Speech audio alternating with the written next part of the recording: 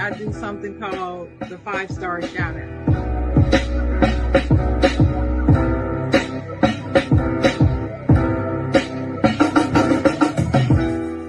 I'm gonna say this line. I'm not gonna say it because I don't believe in it. I don't believe in you can't make a you know what I'm talking about.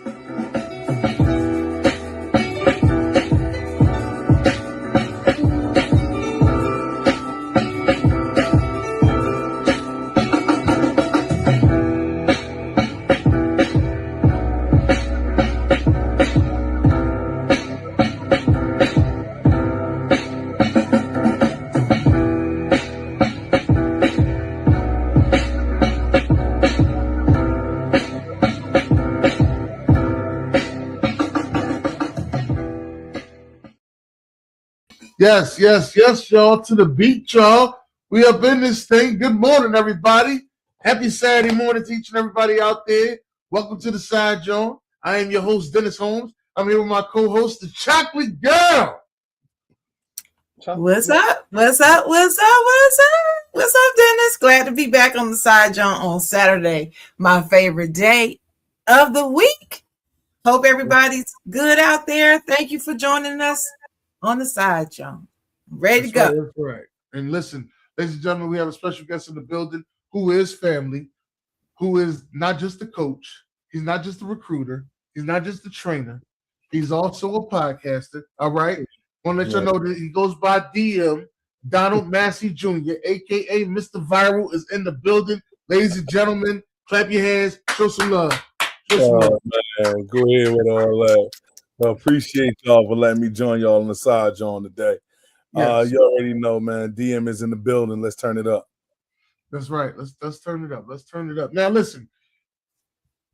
I usually start this thing with everybody asking how was your week, but beginning the new year, so I want to ask y'all, how was your New Year's holiday? So I DM, you are the guest. How was your New Year's holiday? I'm the guest. Let me go. All right. I mean, the holiday was smooth, didn't do much extra. I guess you get older, you don't do as much as you used to do, right? You don't try to hang out. So I just went, chilled out with some family members, man, smoked cigars. There it is then, right? And just took it real light. Good to be around family, man. Making it through another year is like, awesome. Obviously, my birthday is close by New Year, so it'd be like a double New Year whammy for me, December 14th and then December 31st. So they just come off like a double hit. So it don't be nice. It was a good time. Chocolate Girl, what was yours like? Mine was a blast. I usually make it a point of not going out on New Year's Eve, and I was not going.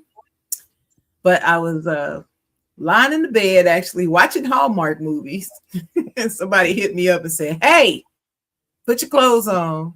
I'm gonna be there in about 15 minutes to get you, and we going to the house." Out there with DJ R&B, friend of the show, and we're gonna count this down and take a toast at midnight. I said, okay. Some just told me to go because I usually don't try to go. And I went and I had so much fun. We were only there like an hour and a half, maybe 2 at the most. But I had a good time, and nobody got to fighting, yelling, screaming, cussing, shooting. None of that went down. Everybody, people were feeling themselves. They put that liquor in, but it was good, clean fun, and nobody got out of line. So it was good to bring it the new year, feeling safe but having fun. So it was a good time. How about you, Dennis? My New Year's was good. I do the same thing every New Year's. I go over my cousin Wag house, Wag and Mary. That is him and his wife. I go over their house every year. For some reason, I stay up all the way up to 9 in the morning. Not 1 ounce of me being sleepy at all. I don't know if it's the liquor. I don't know if it's the entertainment. I don't know what it is, but I don't be sleepy at all. I just don't understand. It happens every year, though. Oh, Chocolate Girl, you getting some love on here, I see. Hey, So I got 2 of them for you, BJ. Got 2 of them for you. One not good enough. I got 2 for you, honey. Oh man, that's funny. That's funny. Yeah. Go Steelers. Here we go.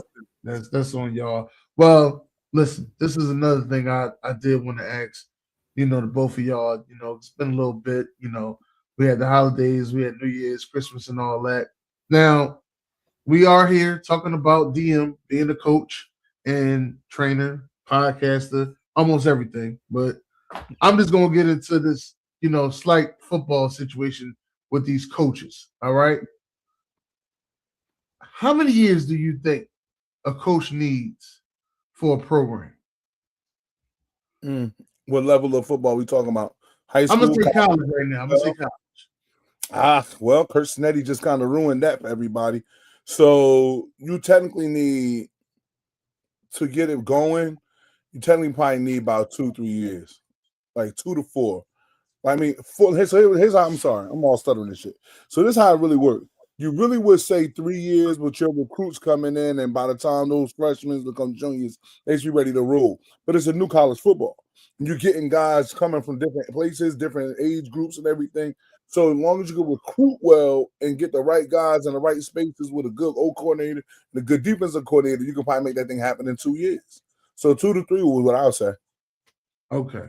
All right. Okay. I like that. Yeah, I mean, because it's just June. The transfer portal has changed everything. That's why I use Indiana as that example. Like they really literally just like changed it all. Even when you look at Ole Miss, they brought the quarterback in that was from what's that? Ferris State. Like it's just one of them things. You get a guy that can kind of propel your program.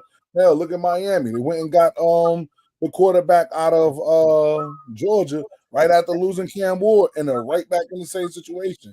So it don't take long to kind of get the team, the program rolling. It's just the recruiting now matters more than anything. I like that. Now, I'm going to open up an old wound because this is how me and Sharon met. So I'm opening up an old wound here. All right.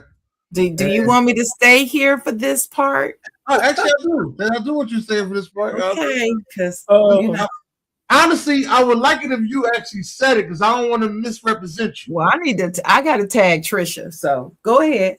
Go ahead with the question. The question that we had was, this was 2020, May of 2020. So I'll let you know this, DM, all right? We had a question that should college kids get paid?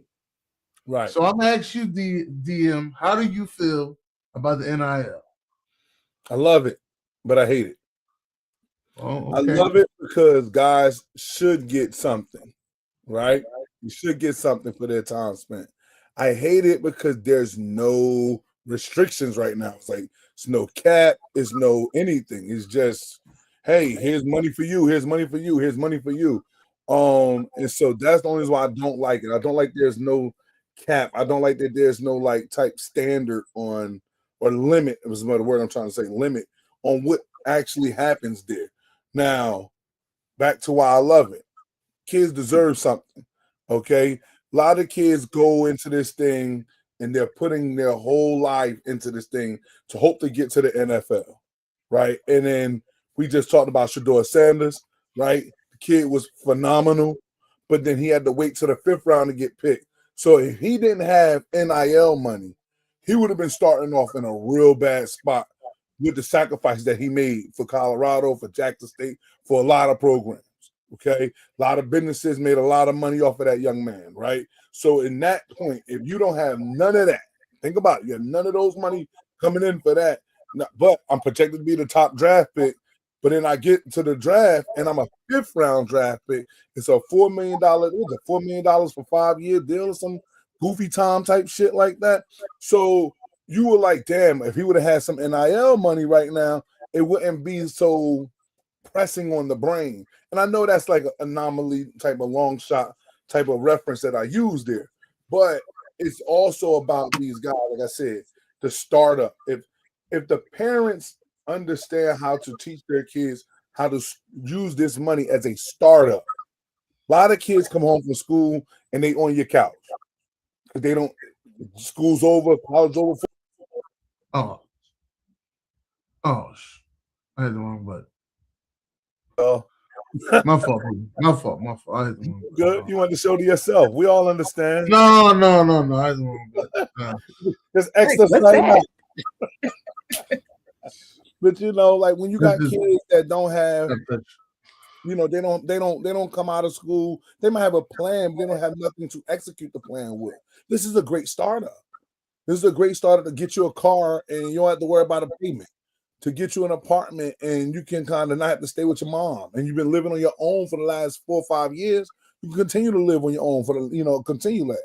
So that's what I like about NIL. It gives them a good foundation to kind of start their lives. Now, regular college kids ain't gonna like that because look at the small violin.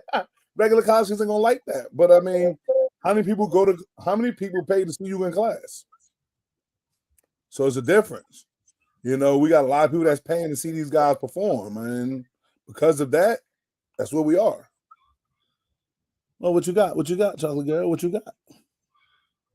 I heard you. I'm just so sick of hearing this excuse as being a good reason for NIL and paying student athletes.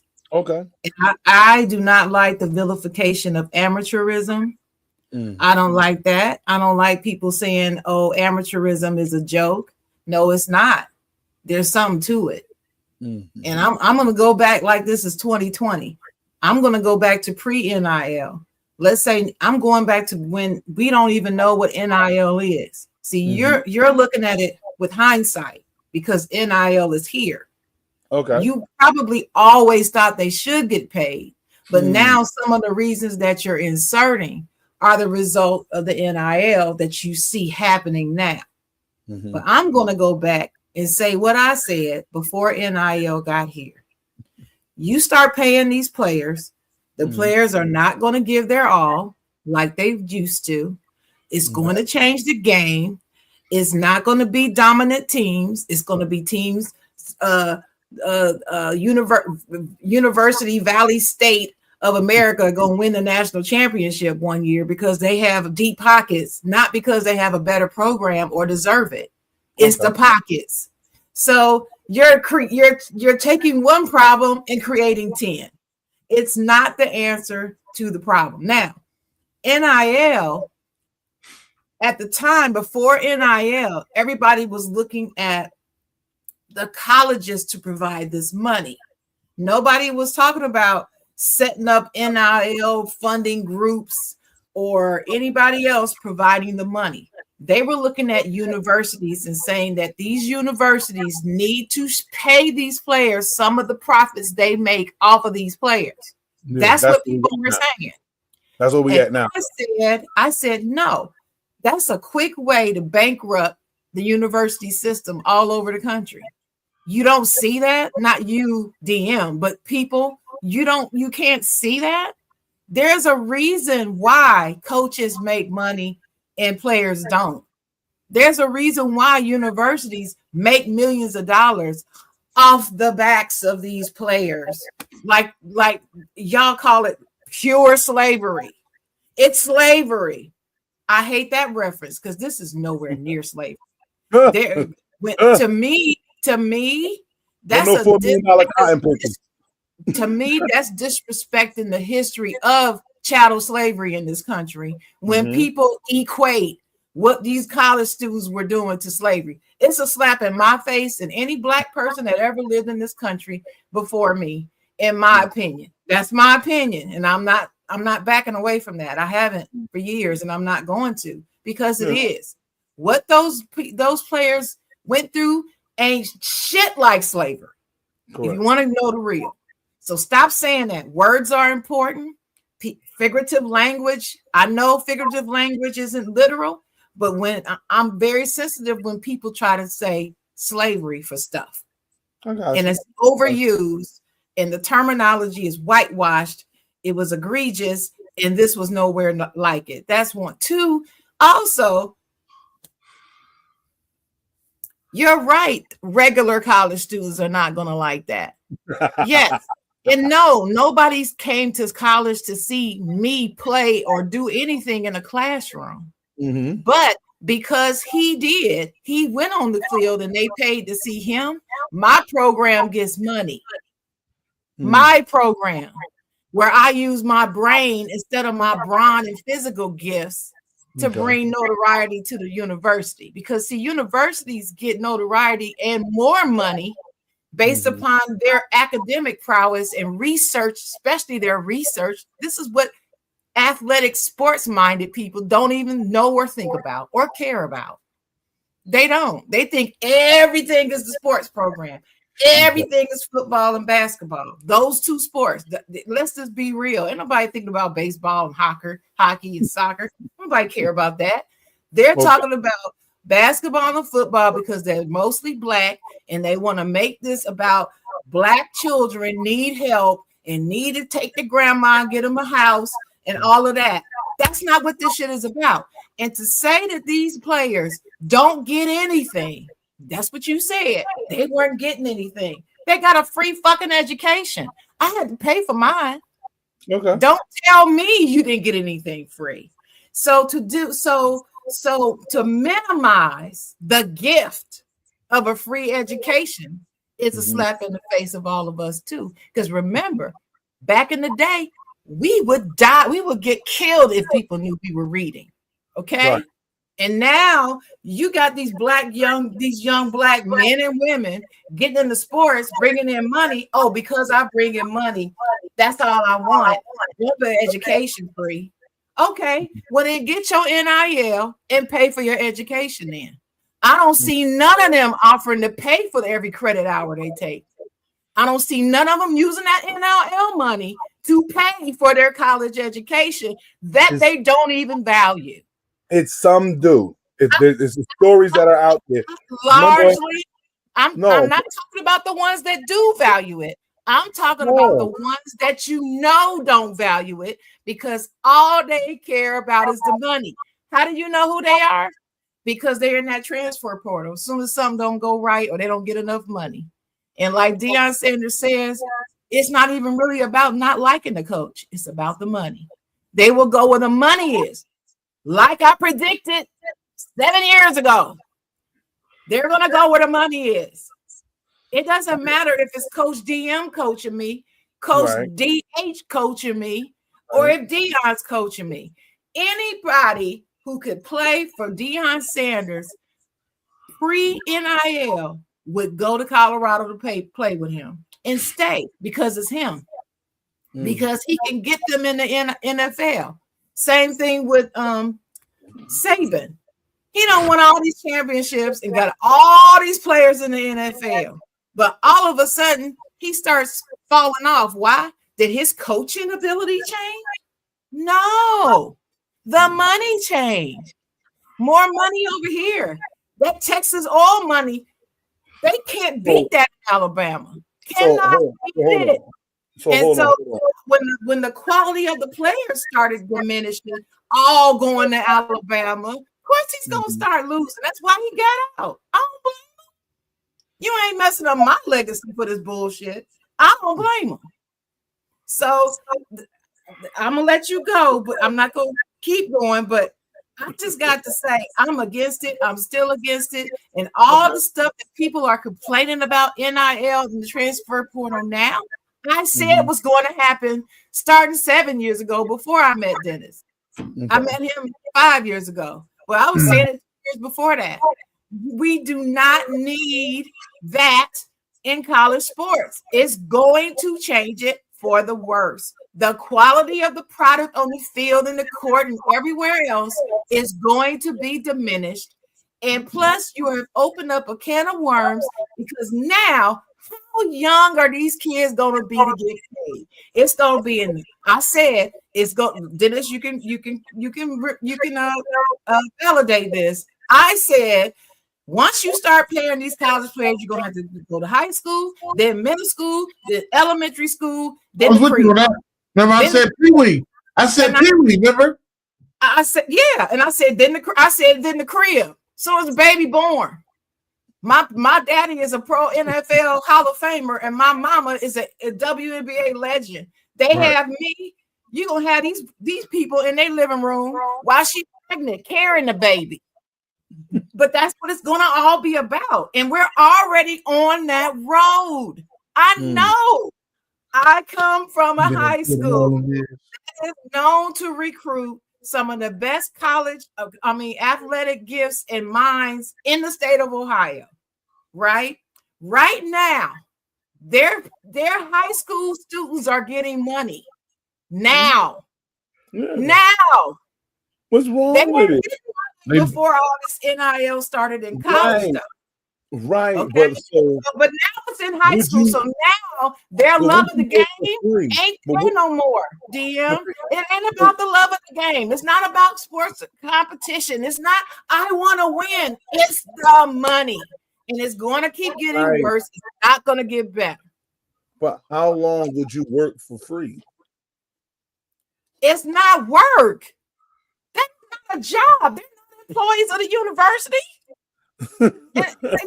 You're asking questions but it about is the employment market, but and you're trying to equate that to a college university system, and it's not a fair comparison. But do we consider the NFL, right?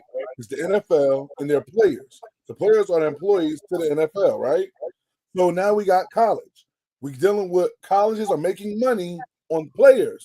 So right now I am an employee of this college. No, you're not. Oh, yes, I am. No, you're not. Ask the IRS if you're an employee.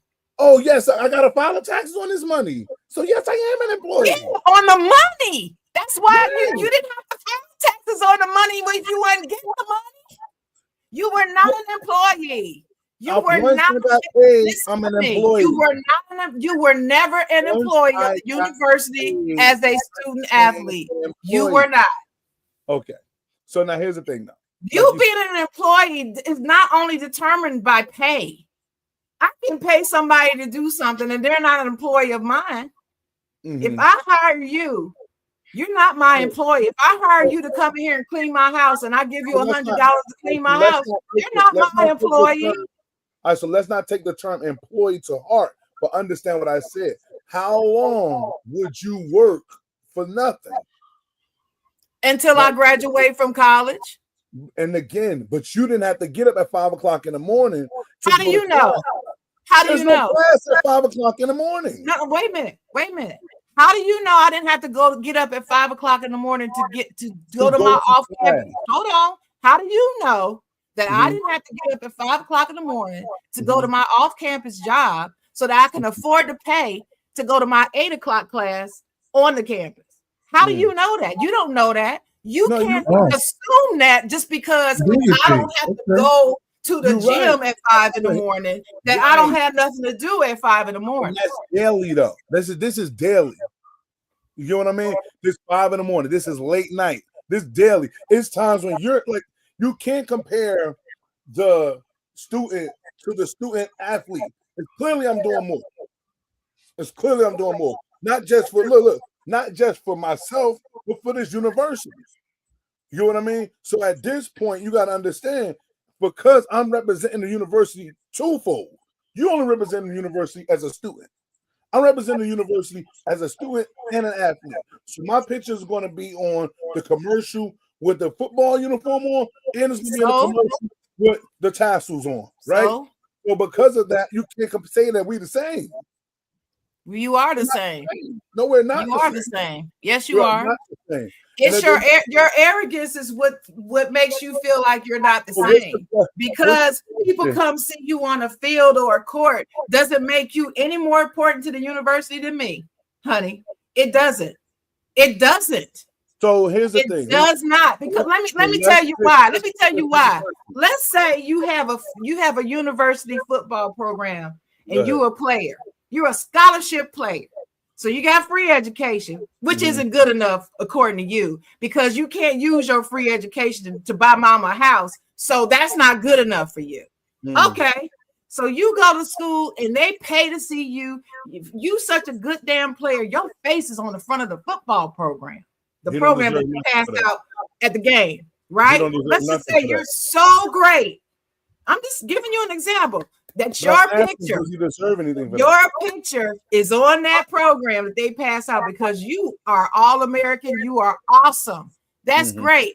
It don't mean shit if people like us wasn't going to class to have that university. The reason why you even have a job, as you call it, is because of the regular students that are going to class and trying to get grades, to get a degree, to get a job, because we can't do what you do athletically. So we're going to use our brain to do it. But guess what? If a university does not have enough regular students, there is no football program because nobody's going to find value in it. What are you playing for? Just to have them? You got to have some students that get the grades, or else universities don't get the federal funding and the other things they need to survive. So that's why you cannot say that we are not the same. So because there would be no you if it wasn't for me. That's what I'm saying to you. So Chocolate Girl, what we're doing is very loud. You gotta let them talk. Very loud. This is your show. Damn, we want to leave. Damn, you gotta let him talk. And now here's the other part about what I'm about to say is, just because a point is made is not a overall synopsis of what the actual facts are. Okay, just because we can say this is the thing doesn't mean that's it for everything. There's always multiple views of multiple vantage points of what's right and what's wrong. Okay, so like I see Trisha saying I don't value education.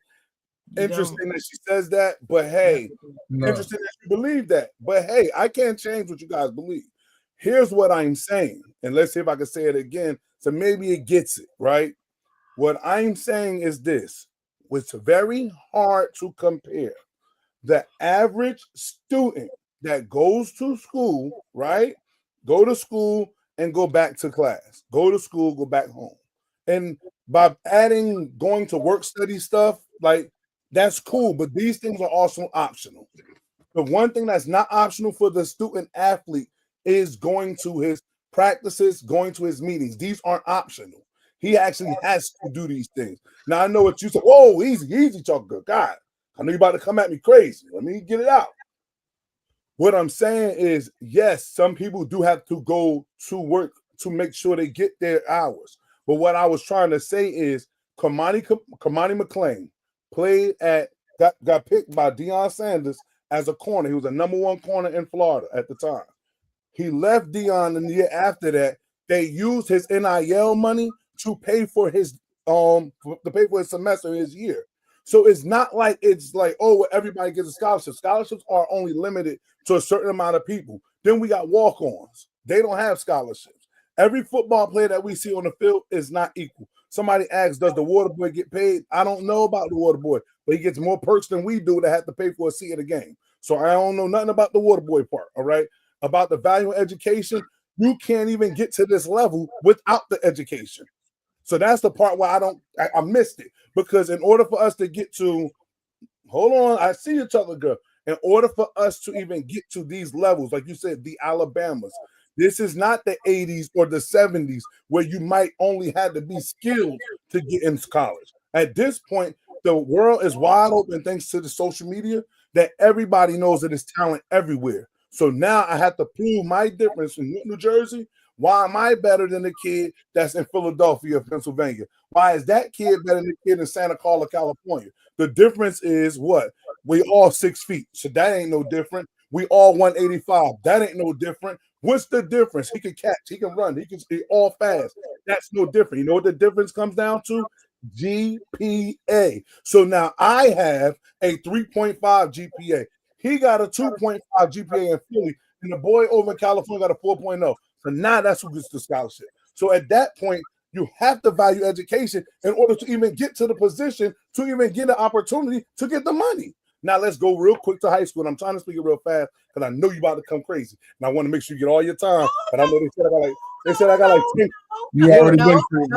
No, It's too I'm gonna late. stop you right there. I am not gonna come I got 10 crazy. questions to answer. I'm not coming crazy. I just gotta cut you off. I'm not coming crazy. I'm listening to everything you saying. Do I get it back? I know if you cut me off. Yeah, go ahead. I'm listening. So, I'm listening. Nah, and I know they said I got like 10 questions to answer. So I mean, I get it. So at the end of the day, like I'm done. I don't see the question. But what I'm saying is this: it's like one of those things where the reason I gave two. First of all, Trish, I gave two reasons. I said I like it, and I said I don't like it. Okay, so let's make sure we're clear on where Donald Massey stands. Right now, what we're discussing, because I hate to use the word attack, what we're discussing is the reasons of why I like it. And the biggest thing of why I said why I like it is because you are using me to sell your school. You are using me to make money in this whole genre of this field of football, or if you're talking about basketball or any sport at this matter. We're also knowing that, and I brought this up before, we're also knowing that everything that I'm doing right here, like you said, playing for the love, playing for dedication, playing for winning the titles, right? That matters until what? Until it's over. No one really has the time to talk to some of these guys. And I'm not talking about the higher echelon. I'm talking about the guys who put it all on the field when there's no more football left. That's a tough thing. That's a tough conversation to have with that kid. Now, the student, if I'm reading the room right, the student will say, well, you got a free education, so that's fine. But this kid's mental, his body is going crazy because of why? Because he put it all out there, nothing but the same degree that you got. We got the same degree that you got. You didn't lift a weight. You didn't tackle a soul. You have no CTE. You hadn't to worry about none of these things. You actually got to go home on your holidays. I had to stay here on my holidays. It's a lot of sacrifices that goes into this thing. Not making an excuse. I'm just stating the facts. So because of this, my thought is at the end of the day, we're both walking down the aisle, walking down, getting our degrees, right? It's like, okay, great. I got my degree. Boom, I'm out of here. I'm walking out there like I got my degree, and I'm down there walking on crutches. I'm down there got to pop pills to get down here to get to this thing. Now you're going to start making an excuse, but it's the reality of the game. It's the reality of the game. Huh? I said, how often does that happen? That happens a lot to kids that don't make it to that final level. Think about how many kids. How often does that happen? Is what I asked you. A lot. Every year. You said a lot. How often is a lot? Every year, a kid does not make it. I'm waiting to see video of a kid hobbling on crutches to get their degree because he wasn't good enough to go get drafted. I'm waiting to see that because I ain't never seen it. And I lived in the sports dorm, surrounded by athletes my whole time in college. Dated 6 of them. So I don't know. I've never seen. There's no pain meds that's taken. No, I didn't say that. That's not what I said. I said I've never seen athletes hobbling up to get their degree on crutches, like you said. I'm just using your example. Right, but I'm saying, but the extreme was like. What I also said was, I said, yo, popping like he's on pain meds. Like it's a struggle, basically. What I was trying to say, like I said, I got a good woman on the line right now. There's going to be a lot of little conversations. So what I'm saying is this: there's a struggle because of what my body physically endured to get to this level where your mind physically had to endure that. And at the end of the day, like I said, look, you just talked to the boy about being on billboards and being on magazines and stuff like that. That don't cost nothing. That don't deserve anything. That deserves a lot. It deserves a free education. That's what you deserve. Nah, I need more. Yeah, because you see, that's why Trisha said you don't value it. No, I do value that. When do we value? When do you value your kid needing to get paid? Nobody will allow their kid to go out there and be put on all types of billboards and just say, "Oh, look at my son." That's it. You still gonna live together? That's been done for 100 years, and nobody had an issue with it until the modern day people grew up. Until the 80s babies grew up. Doesn't mean it became a problem. Right. At the end of the day, the whole thing that we're talking about, when you said it was done, so that don't mean it was right. Because that's the case, we could go back to slavery. Was that done right? No, we had to change that. So at the end of the day, just because it was done, I mean it was done right. I didn't say just I didn't say that, DM. I said it. I said it. I didn't say no, you said but you're saying it to somebody who didn't say it. So what you saying that is irrelevant to me. That's irrelevant because that's not my opinion. Okay. That's not my opinion. That's not my opinion that just because it was done made it right. Congratulations, no, Trish. That's not what I'm saying. I'm saying to you, you just said out of your own mouth that free education is not enough. That's devaluing it. Whether you like it or not, that's what that statement is. That statement devalues it. Listen, hold on, wait a minute now.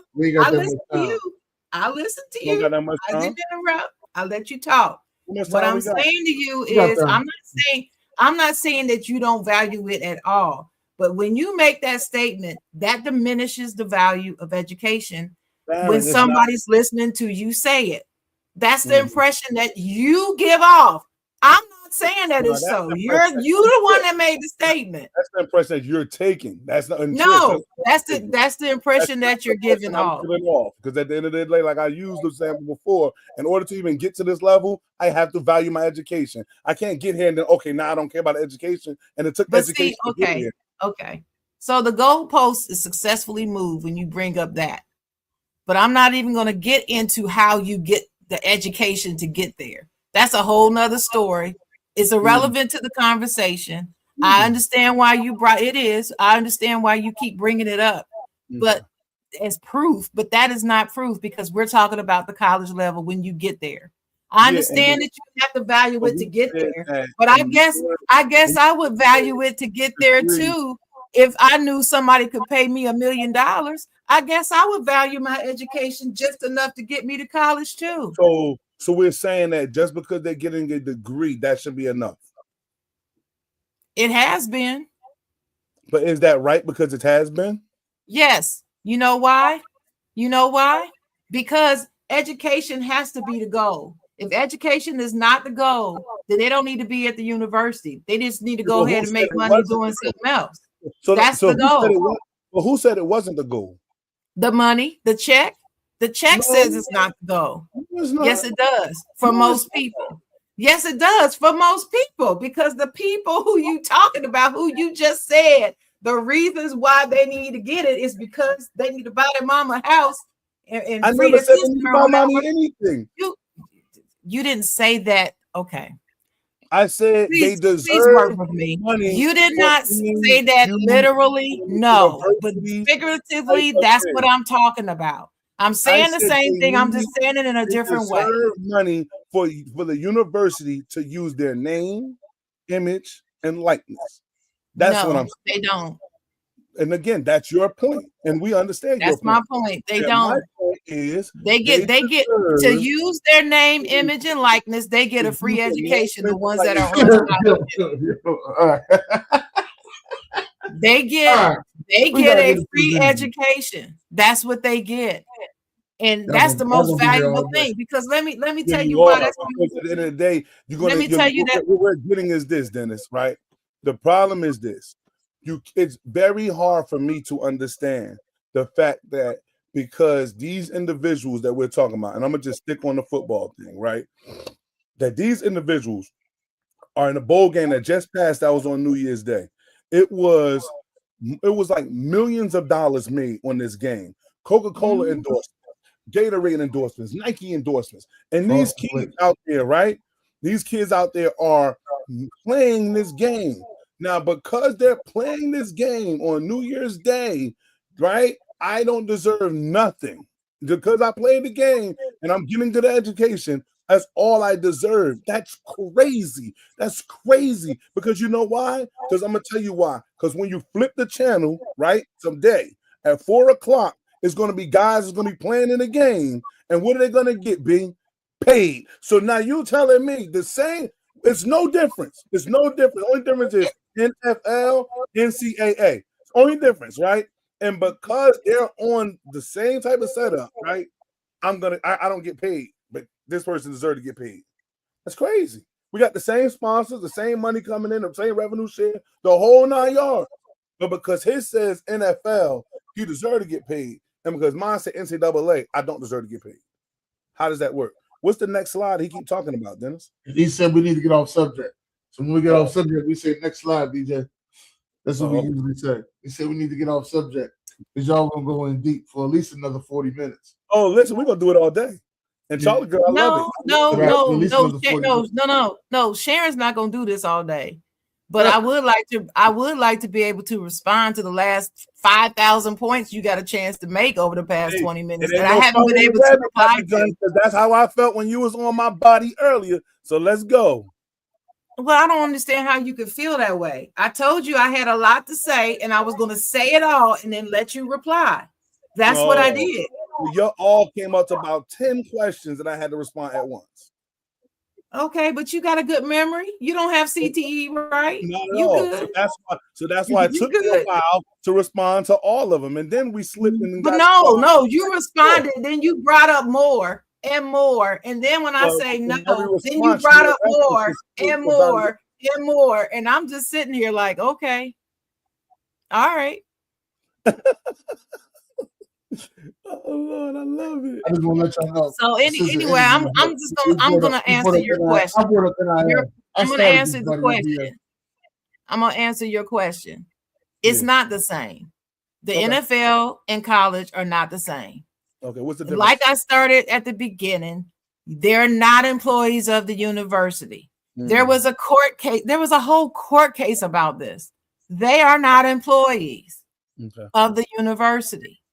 That's one. Two, they get paid with a free education to use their name, image, and likeness to make money. Where do you think the money goes? Does the money just go in the university president's pocket and he takes it home and buys a house? No, that's not where all the money goes. Yeah, you got to pay the university president. You got to pay the coach. But that money also gets reinvested back in your program to help prevent instances of CTE and bad injuries and poor pain management, to get a better quality of trainer, doctors, nurses, everybody, nutrition. I look at my old university. They just built this multi-million-dollar facility that helps Michigan State. That helps just the athletes, just for the athletes too. It's not right. You gonna let me finish? You gonna let me finish? Right. All I said was right. Finish. I know, but let me finish what my point is. My point is all that money that they made off the name, image, and likeness of these players is invested back into the program and the entire university to make the university better. The better the university, the better the programs can get, the better quality of students they attract. It's all fits together. It's not just about one athlete who plays well, who's on a billboard, who people come to see. It's not just about that. It's honorable that they bring in all that money. But if you go to class like you're, and I see this is another thing I wanted to get back to. You talk about getting up 5 a.m. to go to class if you're an athlete. I don't know what universities you used to dealing with. I said they get up at 5 a.m, got to go train in the morning. That's what I said. Okay, train. You said class, but I think you meant. I never seen a student get up. I never seen a student go to class at 5 a.m. Because there's no class. All right. Well, when you replay this back, you'll hear what you said, but that's fine. I know what you meant. You meant get up and go train. I knew that because I've been around athletes my whole life, so I knew that's what you meant. Okay. So I heard your message. And what I'm saying to you is, if you are at a good quality university who values their athletes, yes, you do have to get up at 5 o'clock in the morning to go train, but they also help you with your classes. They also provide you with one-on-one tutors to help you get prepared for your classes, especially if your training table interferes with the time of your class. If you have a good university, like I came from, and they do everything they can for you to be able to balance your athletic life and your school life, because you're a student athlete and you're a student first. Now, if you go to some college that doesn't value you, I'm sorry for it, but all universities are not made that way. They're not made negatively. We don't care about your education. We don't give you no food on Sunday. I mean, this a whole starving athlete. That's a lie. I've watched this my whole life. I've watched this. This is not true. That they can't eat. They can't even go buy a hamburger. If you are that good, let me tell you something, honey. If you are that damn good that the university is making money off of you, there's not a woman alive on that campus that would not make sure you got a hamburger every Sunday night when the cafeteria is closed. No, she said Michigan State. She said Michigan State. That's a fact. That's a fact. So I don't want to hear this. They couldn't even buy a hamburger stuff because they weren't getting any money. Jameis wasn't going to the Jameis did not go. I like how you said. Wait a minute. Hold on. Say it. Wait a minute, Baron. I thought you had more sense than this. Jameis did not go to the grocery store and steal crab legs because he was hungry and had no money. He went to the grocery store, and because he was Jameis, they gave him crab legs and he walked out. The problem was the people who out there regulating didn't know they told him to go ahead and take the crab legs because they didn't want to get fired. That's how that went. It wasn't he stole crab legs because he was hungry and poor and he couldn't afford them.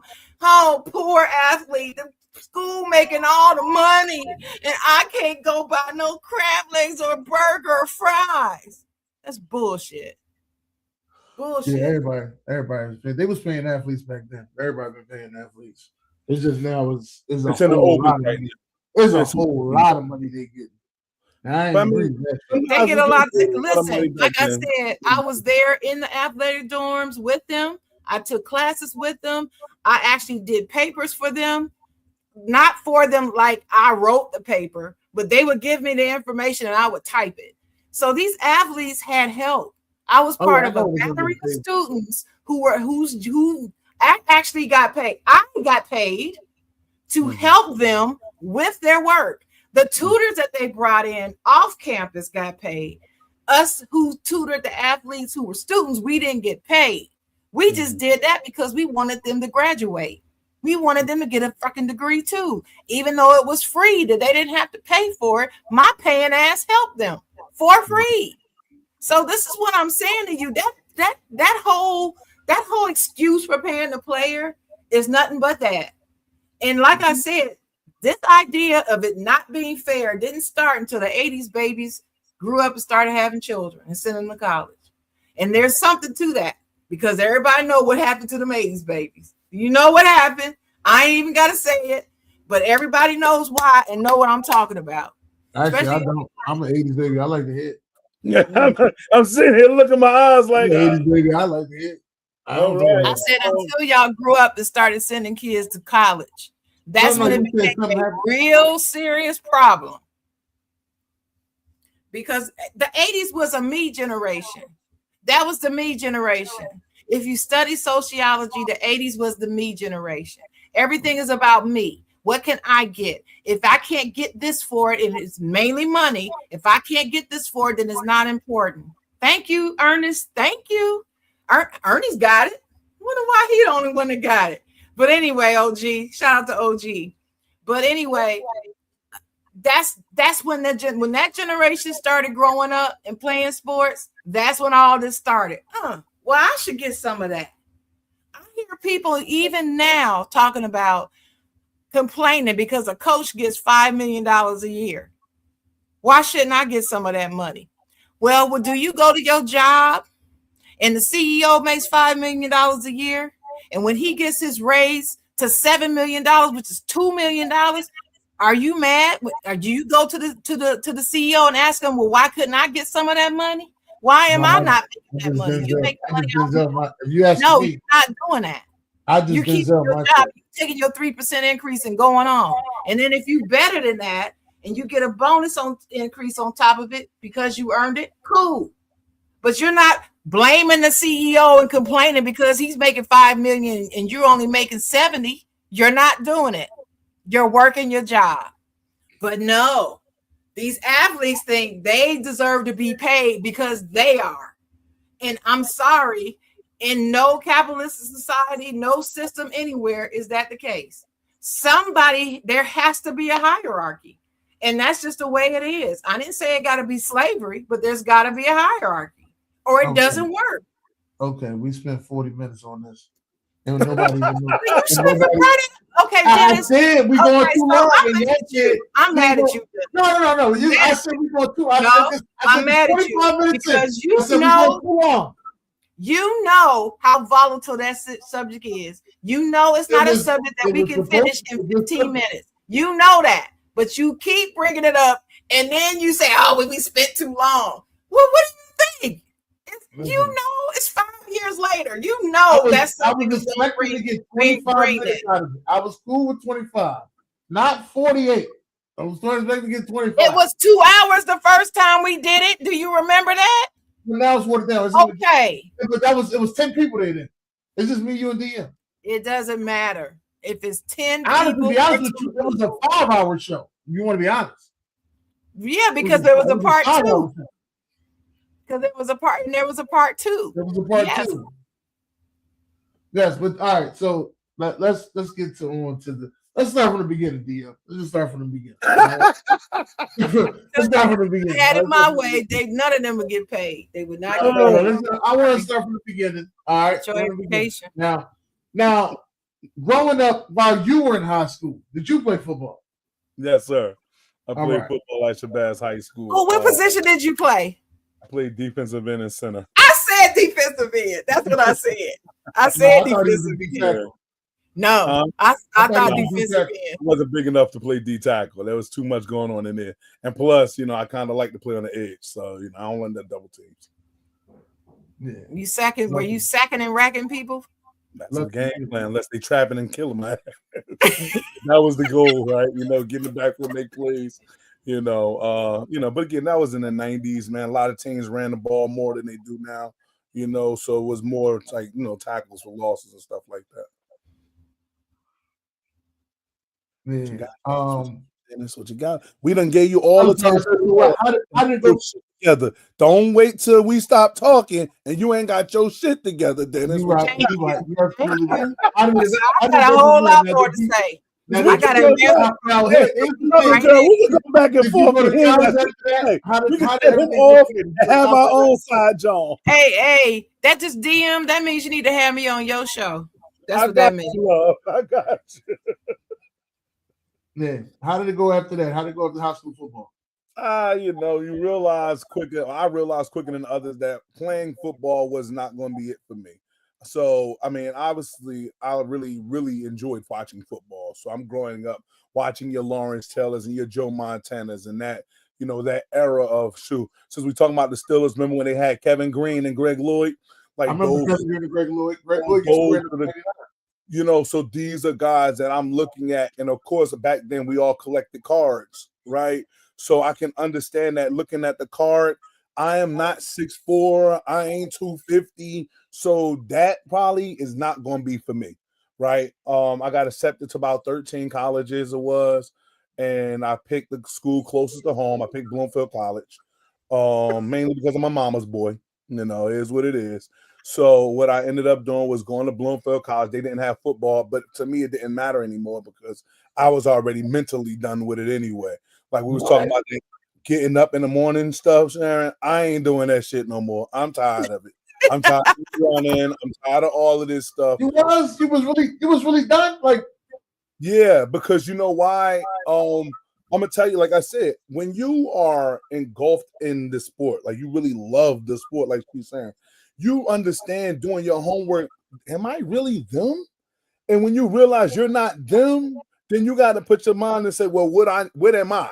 Because I'm not that no more. So let's let that fantasy go and let's start focusing on life. So I started focusing on my education. Let's make sure that we do what we got to do. We graduating because I ain't going to make money doing that football stuff. And I was happy that I realized that early because I know some guys that didn't realize that and they still chasing goals. So, it's one of those things where, and I say it a lot right now with my mentoring program to parents, let's please be honest with kids. Let's be a genuine 100% honest. It's not killing dreams when you're being honest. It's just facing reality. So that's what I did. I faced reality early, and I just went to college. And at the college, it was like, what happens next? So you go get a job, so get a job, and that's cool. But living in New Jersey, a job ain't enough, right? So then you got to have a job and a hustle. So, it started with working at PSNG and then trying to do what I was out doing on the side, some FedEx on the side, like just putting it together. Then after that was this love for football. It kind of just popped out of nowhere. I met a friend of mine at the sort at FedEx on the late night. He asked me what I like to coach. I was like, I guess, like I said, because to me, I had really dismissed football from like my life. I would watch it. It was a cool thing to do, to watch. But like doing and coaching and stuff was never on my mind. But it was like 2003 or whatever. My guy was like, "Yo, come on, man, help me coach Little League football." And you said 2000 what? Nah, that's when I started coaching was 2003. I graduated from high school in 98. So like you said, we 80s babies, crack baby. So, it's one of those things that, after I finished with school and finished with, trying to figure out, well, I'm working and working and hustling, working and working and hustling. It's like, my boy, like, let's coach some football. I go out there to coach football. And that is when it started the love of like, you could really impact kids. You can really help kids, Like, kids need people like you around because I was still entrenched in, I guess they would call the urban community, right? I want to call it the ghetto. So I was still entrenched in it, man. Still lived in it, still knew guys that did things that weren't supposed to do in it. But I just never did that, right? So, but it was just one of those things where once I started coaching Little League football, I definitely knew, hey, you have a purpose. You know what I mean? I think this is a good way for you right here. So that's kind of where it went. But I ain't gonna keep talking. I'll let you ask another question if I keep talking. No. That's actually good. I didn't know you started off in Little League football. That's what I did. Yeah, that's actually really good. You was a position coach? 2007, I think, like about 4 or 5 years. So what made you leave Little League? Why? I know you racked up championships. So wait a minute, hold on. Let me get how many championships you racked up in Little League first before you left? No, keep it a buck, just 2 in a natty. So in 4 years, 2 championships in a natty. Was they still sending y'all down Florida back then? Nah, we went to Las Vegas for our natty. Okay, all right. Which was dope, but I didn't get to experience Las Vegas. All I got to experience was the damn crabgrass, but whatever. But it was dope. You know what I mean? Be out of the city for a while and take these kids and show them something. And then you start to realize what football really is about. It's a money grab. It really is. Like, youth sports is a money grab. And the main reason why I call it that is because, yes, you'll play. Like I said, we won a natty, right? But it's so many national championships going on. Like, who's the real natty? You know what I'm saying? Who's the real, like, guru, the team of the one? So it's like, whatever. Just people putting names on stuff and getting money for it. So, but I went on to the high school level after that because honestly, I thought that my kids were actually going to high school and going to go and finish this whole thing called football. But then they weren't. Some kids weren't going to college. Some kids were going to college but not playing football. And I'm like trying to figure out, like, what's the disconnect from when we had conversations in Little League to when they get to high school. So that's when I ended up going to high school and coaching in 2007 with East Orange campus with Coach Marion Bell. He was the guy there. It was a great dude. Love Marion too. No, did I meet Marion Bell? I don't think so. Nah, because he's in Georgia right now, so you ain't seeing him in none of the coaches' corner. But he's definitely, like I said, I applaud him. He used to come by the field, always talk to me like, listen, man, I could really use you on the high school staff. But in my mind, I thought if I left Little League, then go to high school, who would be down here? But the program that I was a part of, they had some really good guys. So some guys came right behind me and took the program right to where it needed to be, man. They kept it afloat and did their numbers. So I was happy about that. Okay. That's good. That's good to hear. So how long was you at that high school for? I was at East Orange for 3 years. 1 title, 2 title appearances. Yeah, it don't take long. It don't take long. It's the hard work. It's the hard work, the dedication. A friend of mine told me before when I first started coaching that, yo, you understand what talent looks like. And I didn't understand what he meant. But as I get older, he's right. I got an eye to see the talent. I can understand what you're missing, what you're not missing. I can tell whether you're gonna make it, you're not gonna make it. And sometimes I'm wrong because no one's always 100% right, but I definitely get a good bead on what it looks like. So, when I got to the East Orange program, and then also some of these kids were kids that I coached in Little League too. So there was already a bond and a connection, you know what I mean, that made it where it was good, to kind of get these guys mentally ready to do what they had to do. Like I said, the coaches that they already had up there, Coach Williams, all of those guys, rest in peace, Coach Hall, those guys already had the system in. I just added what you call like a little moxie, a little swag to it, right? And when you add that to a system that's kind of already rolling, via the U, stuff like that, then you get that type of stuff where you're going to be rolling off titles and stuff like that. So we had a good run there. And then after I left there 3 years, I went back home to my high school, Shabazz High School. Head coach Darnell Grant, he went from Irvington High School to Shabazz High School. He was like, Don, I heard you from Shabazz. Would you mind coming back home? And so I'm like, man, to go back home and put on for the home team, man, that's my love. I love to do that. So he gave me an opportunity in 2010 to coach with him at Shabazz. And then in 2014, we won our first title. 2017, we won our second title. Couple of conference titles in that thing too. Like it was a good time. A lot of kids going to school and stuff. But I will say this: around this time, and I tell you, boy, the Lord will show you His power, right? Whether you want to believe it or not, or whatever anybody wants to believe, whether it's Allah, the Creator will show you His power, right? And so at this point in my life in 2009, 2010, what am I, about 30, 29, 30, something like that? I think I got the world on my shoulders. I'm killing the game. I'm making money. I'm really like having a blast at life, if we all kind of understand what I'm saying here. And man, it just came like crashing down. Word is born, girl. I'm doing it big, okay? But Right. it just came crashing down. Like I said, I was working at PSNG. I lost my job. I was married. I lost my wife. Shit, I had a dog, lost a dog. You know what I'm saying? I was moved to Piscataway. Piscataway didn't work, lost my apartment, had to move back to Newark, like life started to really life, as people would say, right? And I had a mentor, his name Tariq White. I was collecting unemployment. Unemployment was good as hell too, but I was collecting some good checks. And Tariq White, my mentor, he runs Leaders for Life right now. It's a mentoring program. He had told me, because I used to always be at Shabazz. Like I said, I went down there to coach. I'm always down there working out and doing things. He's like, yo, that unemployment gonna run out, bro. You better figure out a goddamn plan. Now, he was my JV coach when I was in high school too, so we had a connection. And I was like, well, I mean, I don't really know what I'm going to do right now. I mean, maybe I'll spend this money, go down south. He like, man, well, until then, I'm about to put a call in. You about to be a security guard up in here. Like, all right, cool. Once he got me that job of being a security guard, it took me down a really big rabbit hole of learning that it's not just players that are the issues, okay? Some issues are parents. Some issues are teachers. Some issues are guidance counselors. Some issues are coaches. There's a lot of factors of why kids don't really make it out, right? And until you get engulfed in a school system, you really won't know, because you'll be on the outside looking in. Like, again, my thoughts, when you ask me why did I go to East Orange, my thoughts is because kids weren't going to college, and I thought it wasn't the kids. I thought it was everything else.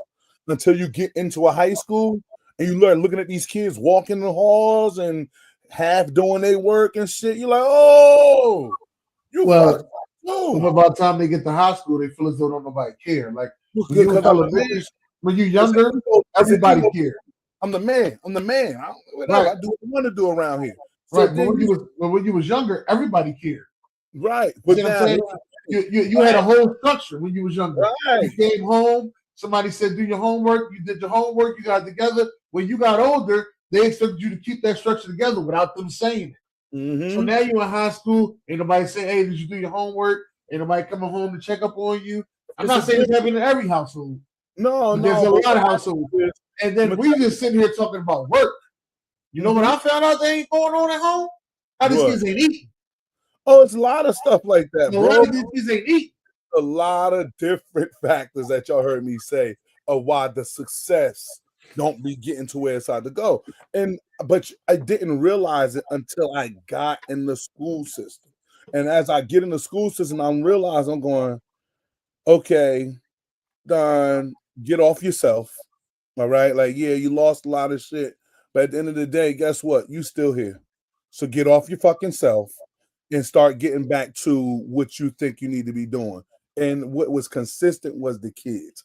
No matter what was going on in life, the kids was always around, always training them, always working, always kept a smile on my face. And whether I'm missing teeth or not, this is what I do. You feel me? Like, I understand that positive breeds positive and negative breeds negative. So once I had to shake that shit off, it was no problem. Stayed with the kids. I started investing more in the kids. I started building. He loving the crack thing, I see. So OG crazy. I started building what they call, what you see right now is this Driven Minds brand, right? I started to build a mentoring program. I knew when I was growing up, I had Boys and Girls Clubs, which is a privatized organization. I didn't even know what it was until I got older, obviously. But then I realized, like, every kid can't go in every place. Like, some kids need to be where they're comfortable, where they can talk. So we turned a weight room into an after-school hangout. We turned stuff like that into going to do community cleanups. We turned stuff like that into just doing, like, hopefully we can help the teacher with her books to her class, because we're going to stay late because we're going to ask her for some homework. You know what I'm saying? Or some extra credit, some extra help to kind of get us where we had to be. And like I said, between myself, like I said, Coach Cyrus Harbin, Coach Darnell Grant, man, these guys, we just built something real special at Shabazz High School and all of those other coaches that was around us. Because the basketball coaches had got in tune with it, the track coaches got in tune with it.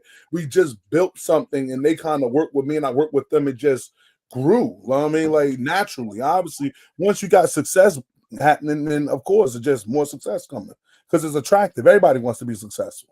So it wasn't hard to even get kids to want to do the stuff, even though some kids opted out. Because why? We're in the ghetto, in the urban community. So yes, I can make this look good, but it's a guy outside driving a car. He making that look good too. Remember, I was telling you, Dennis, before about, you know, how people see things and how I feel like this is a cigar. You know, I told Dennis before, Chocolate Girl, I said, listen, growing up, watching guys like living, I thought smoking weed was cool because my uncle smoked. Shit, he went to work. They got a house. Makes sense to me. I knew guys that was trapping. I thought that would look good. Because why? Because they driving in the fancy car. They got the fine linens. Look good. It all looks good. But you just don't know what's behind all of it, right? When you're young. But I understood that some of the guys I work with will be attracted to me. I also understood there'll be guys that's not going to be attracted. And there's nothing I can do for them. You know what I mean? No. And that's hard to deal with. Not knowing that you want to save a guy, but you can't, that's tough. And to what Shakira's saying, it's not just walking the halls. It just if you stay after school and see these kids come out of the school, that's enough to see that too. I still work in the school. I've been working in the school since 2008. Still working in the school. And I'm here to tell you, I've learned a lot working in these schools. Yeah. And I'm always gonna say these three letters. FTK. All right. Just letting y'all know. Always gonna say them three letters. Every day. Right? And it's not the point that it's all the kids, it's just the entitled ones, all right? That's the ones that I'm talking about. It's just the entitled ones. No doubt. Once a show, DM. Once a show. Once the show has got to be said. You got to say it. I'm cool with that. Yeah. That's just this is how I feel about it. But you know what? I still look out for them. There's been kids that then came to me on the side and they had situations where as though they ain't had no food at the house. So I made sure I had them a nice, care package. Made sure they got their care package. I put them up to the side because I didn't want all the kids to see them. Like, yo, come back later on, go get your care package. I got you. And then you got I didn't care what happened. They was some kids was gonna eat. Everybody was gonna eat. Listen, now, if you was on that, I'll eat apple type stuff. Yo, chill out. Look, I'm gonna make sure everybody eat, but everybody got to work, right? And so that was my thing in the DM. Was like, you want the clothes, you want Coach Don to take you out to eat. They used to say I had like a DM card. It was my bank card or whatever. So, He go out there, he would DM. He just gonna tap the DM card and pay for everything. I said, bitch, that is my bank account. Shit. So anyway, but you know, it's one of those things. And any athlete that'll tell you that was around me, like he'll take care of you, but you got to take care of what you need to take care of, whether it be the academics, whether it be training in the gym, whatever it was, you had to come correct. I wasn't giving you something and for nothing.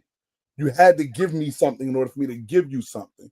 And I did that because I wanted kids to understand that at the end of the day, nobody's just going to give you anything. And you can't just be expecting people to give you anything. That's the entitled stuff that we're talking about. You know what I'm saying? No, you're going to have to work for whatever you want. Okay. So whatever you need, whatever you want, these things you have to work for. Ain't nobody's giving it to you. If they give it to you that easy, you can lose it that easy. You feel me? So that's kind of how that works, you know. And then, like I said, it just being in the school system taught me a lot about everything, man. Like I said, where these kids are in life, where these parents are, right? A lot of stuff is just not in there. It's not their fault if you don't know.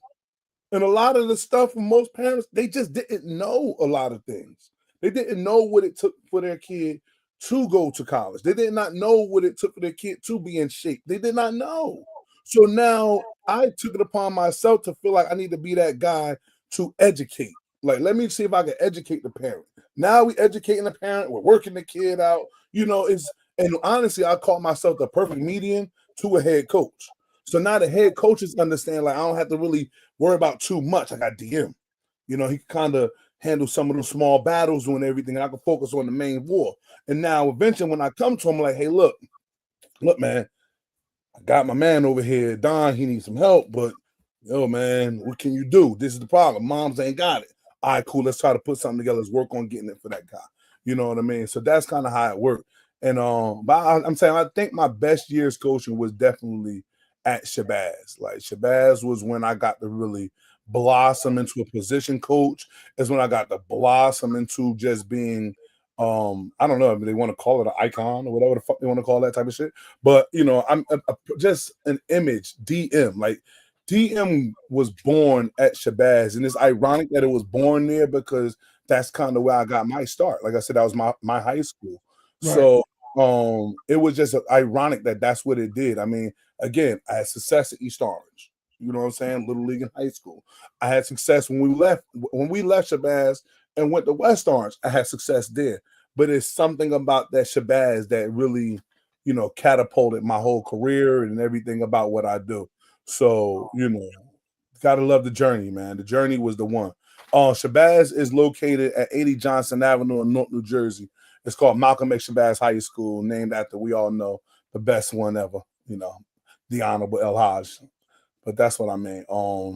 Like I said, it's just life is a motherfucker, right? And I like to get a lot of people to understand that regardless of what you're going on through in your life, if you survive, meaning like you wake up, you're still here, that means you're here for a reason. Find the reason, find the why, find the whatever the fuck you want to call it, and then run with it. Run fast as fuck with it. Because 9 times out of 10, you won't miss. You won't miss on that opportunity. You won't miss on the things that, you know, you deserve, because it's a sign. Like I said, it's one of them things where I had to be shaken. You know what I mean? And once I got shook, I understood. Yeah. Okay, so it ain't about me. I thought it was about me. When I was in the club, I thought it was about me, popping bottles, you know what I'm saying? Doing our little, what my man said, puff, pass. Yeah, DM was moving and grooving, baby, okay? But I had to realize that, you know, it's one of those things where you can't even be the man that you want to show people you are unless you live and walking in a certain way. So that's what I had to do. I had to order my steps, you know what I'm saying? Well, he ordered my steps, I should say, you know, into a way where it would be, how can I put it? I guess powerful. Steps. No, for real, though. It's like that because, like, people are going to follow me. You know what I'm saying? And so I can't put myself in an image. But I told you that I can't give nobody an image of me that's not going to be of positivity. I can't get nobody an image of me that's not going to be God-fearing. I can't get nobody an image of me that's... One of the things I'm always going to say about you is, I look at, let me just get to the whole thing. It's about the picture I put out. Okay. I put out a picture of DM smoking a cigar. And to me, not only did I think it was a dope picture, but it's the memory to me that I didn't start smoking cigars until I met DM. And then this is when I started smoking cigars. Now, about at least twice a month now, I'm smoking cigars. All right. We got him. Before, I wasn't smoking cigars. I wasn't smoking cigars at all. But now, so that's when I put the picture there. That's what I was thinking. And I sent it to BJ, like, hey, I made this clip, man. Let me know what you think. Because I said, it's a new year. Yeah. I don't want to be asking nobody to make a clip. I want to make my own damn clip. I want to get my own shit out there. I want to do it myself. Like all these templates they got, I'm gonna play around with it till I get something I like. He said, look good. I said, all right, I'm gonna add my volume to it, I'm gonna add my voice to it, and that's it. And then you was sent the dirt back, not the cigar. I was like, oh. Like I said, I asked you a price check with aisle 5. Still ain't get the right check. Nah, you got it right, man. I got told Dennis before, Charlie girl, I be hard on myself. I really do. I be hard on trying to make sure that I am seen in a manner that a kid can say, yeah, that's me, or I can do it, or that's because he did it, I did it, that type of thing. And I don't want it to be, don't beat me up, Charlie girl. I don't want it to be because I'm in the NFL. Okay, no, I don't want it to be because I'm an athlete. No, I got you, Charlie. I got you. I want it to be you can be successful regardless of what you're doing. You know what I mean? Don't make it that one way NFL or bust sign. Don't do that. That's too much pressure. You know what I'm saying? Be successful or bust. That should be the sign that put up. The one thing that I will say, Chocolate Girl, is a lot of times I do tell most of these parents the main reason why we're going to college is to make sure that we get the degree. So this way he can get the jobs that he want to get. Because if he don't have the degree, it don't matter. He's going to be a low budget type of worker. So I told him, look, girl, like that, we together. It's just one of them things like, like I said, I'm hard on myself. I really am. And I'm only like tough on myself like that because of the standard that I set. I set the standard high. Go ahead. Can I say something about that? Yes, I understand your point. I want you to say that differently. Okay, you're not hard on yourself. Mm-hmm. You're not hard on yourself, but what you do is you hold yourself accountable to a certain standard. Definitely. Because the children are watching. And they're the most important, most precious thing we have on earth is our children. Mm-hmm. And they're watching you. So it's not that you're hard on yourself. Okay. I got you. You make sure that you uphold a standard and an image that they can aspire to. That's positive. Not being the pimp in the neighborhood. Because if you're gonna be a pimp, I'm sure, DM, you're gonna be the baddest pimp in the area. You're not just gonna be the average pimp. You see what I'm saying? Right. I'm gonna be the booster chick. I'm gonna be the baddest booster in the neighborhood. Booster in the neighborhood. I know that. But are those positive though? They're not. So I'm saying this to you because words are everything. You know me, Dennis. I always talk about the words. I'm gonna tell you. I want to say that to encourage you because what you're doing is extremely important. Right. Extremely. And I just think that needs to be communicated clearly. This is a positive thing, and it's not a burden for you. It's something that you do because you know it's important, that you want to do it so that they can have something positive to aspire to. That's all. I applaud it. I applaud it. Yeah, listen, I got you. It's just one of them things. Like, it's like I'm saying, even when I came up with the name DM was at Shabazz. Me and one of my guys, he's a substitute teacher named Keith Jefferson. He was coaching basketball. That's Dennis West. You might have seen that basketball picture of me coaching. I was coaching with him at North Tech, right, for a little bit. And so he has it on little line. It was KJ basketball. So I'm like, what that mean? It's like Keith Jefferson basketball. I'm like, I don't want that. See, like, well, you got to come up with a name for your business. What you think? And so I'm like, well, okay, excuse me. So I was like, well, I don't know what I would call it, like a DM. I mean, that's all I know is who I am, and I like football. So he's like, well, why don't you call it DM football? I'm like, yeah, but I don't really want it to be Donald Massey football. Like, that's corny. Like, it needs to have something that has meaning. It's crazy, right? I call my own man corny. But it's just one of them things, like I said, it has to have a meaning. So I knew what the initials were going to be, obviously, in the DM. And it fits my family so well. My father's initials are DM, my mother's initials DM, my sister's initials DM. Like, so it was one of them things I could kind of take, like, for the run, for the long haul. But I needed it to mean something. So that's what you guys see, as I call it, Driven Minds. I came up with Driven Minds because it's just one of them things. My head coach would always be like, yo, man, these kids, man, they ain't got it up here. They ain't got it up here. So I'm like, you know what? I get it. We got to start driving these minds to the greatness that we know that's penned up inside of them. And that just was it.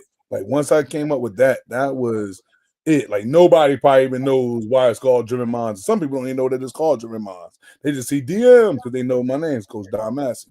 So that's how it goes. But that's what it really came down to. Like I said, at Shabazz, I birthed that name called Driven Minds. And as I said, the slogan was driving kids' minds to the greatness that we know that are inside of them. Like, that's what it was, And so obviously the new slogan obviously is what drives you, right? Because now we want to try to get a little more personable. We want to really like grab guys and get people to understand, like, yo, what drives you? Let's get going. Let's put ourselves in gear and put ourselves in a new position. So that way you can get somewhere. Because you don't put yourself in gear, you're gonna be stuck on the same spot. But that's kind of where it comes from, man. And I didn't know that at first that was your name. That's why I said that's it. And I didn't know that you and your dad had the same name. Didn't know that either.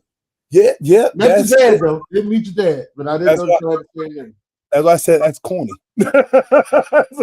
That's corny name. I don't want him to get that much credit. Like, nah, we're gonna make it something else where we all could get some credit out of this thing. Mama deserves some credit too. All right, my sister deserves some credit too. All right, ain't gonna let him walk around thinking he King Tut. Nah, we ain't doing that.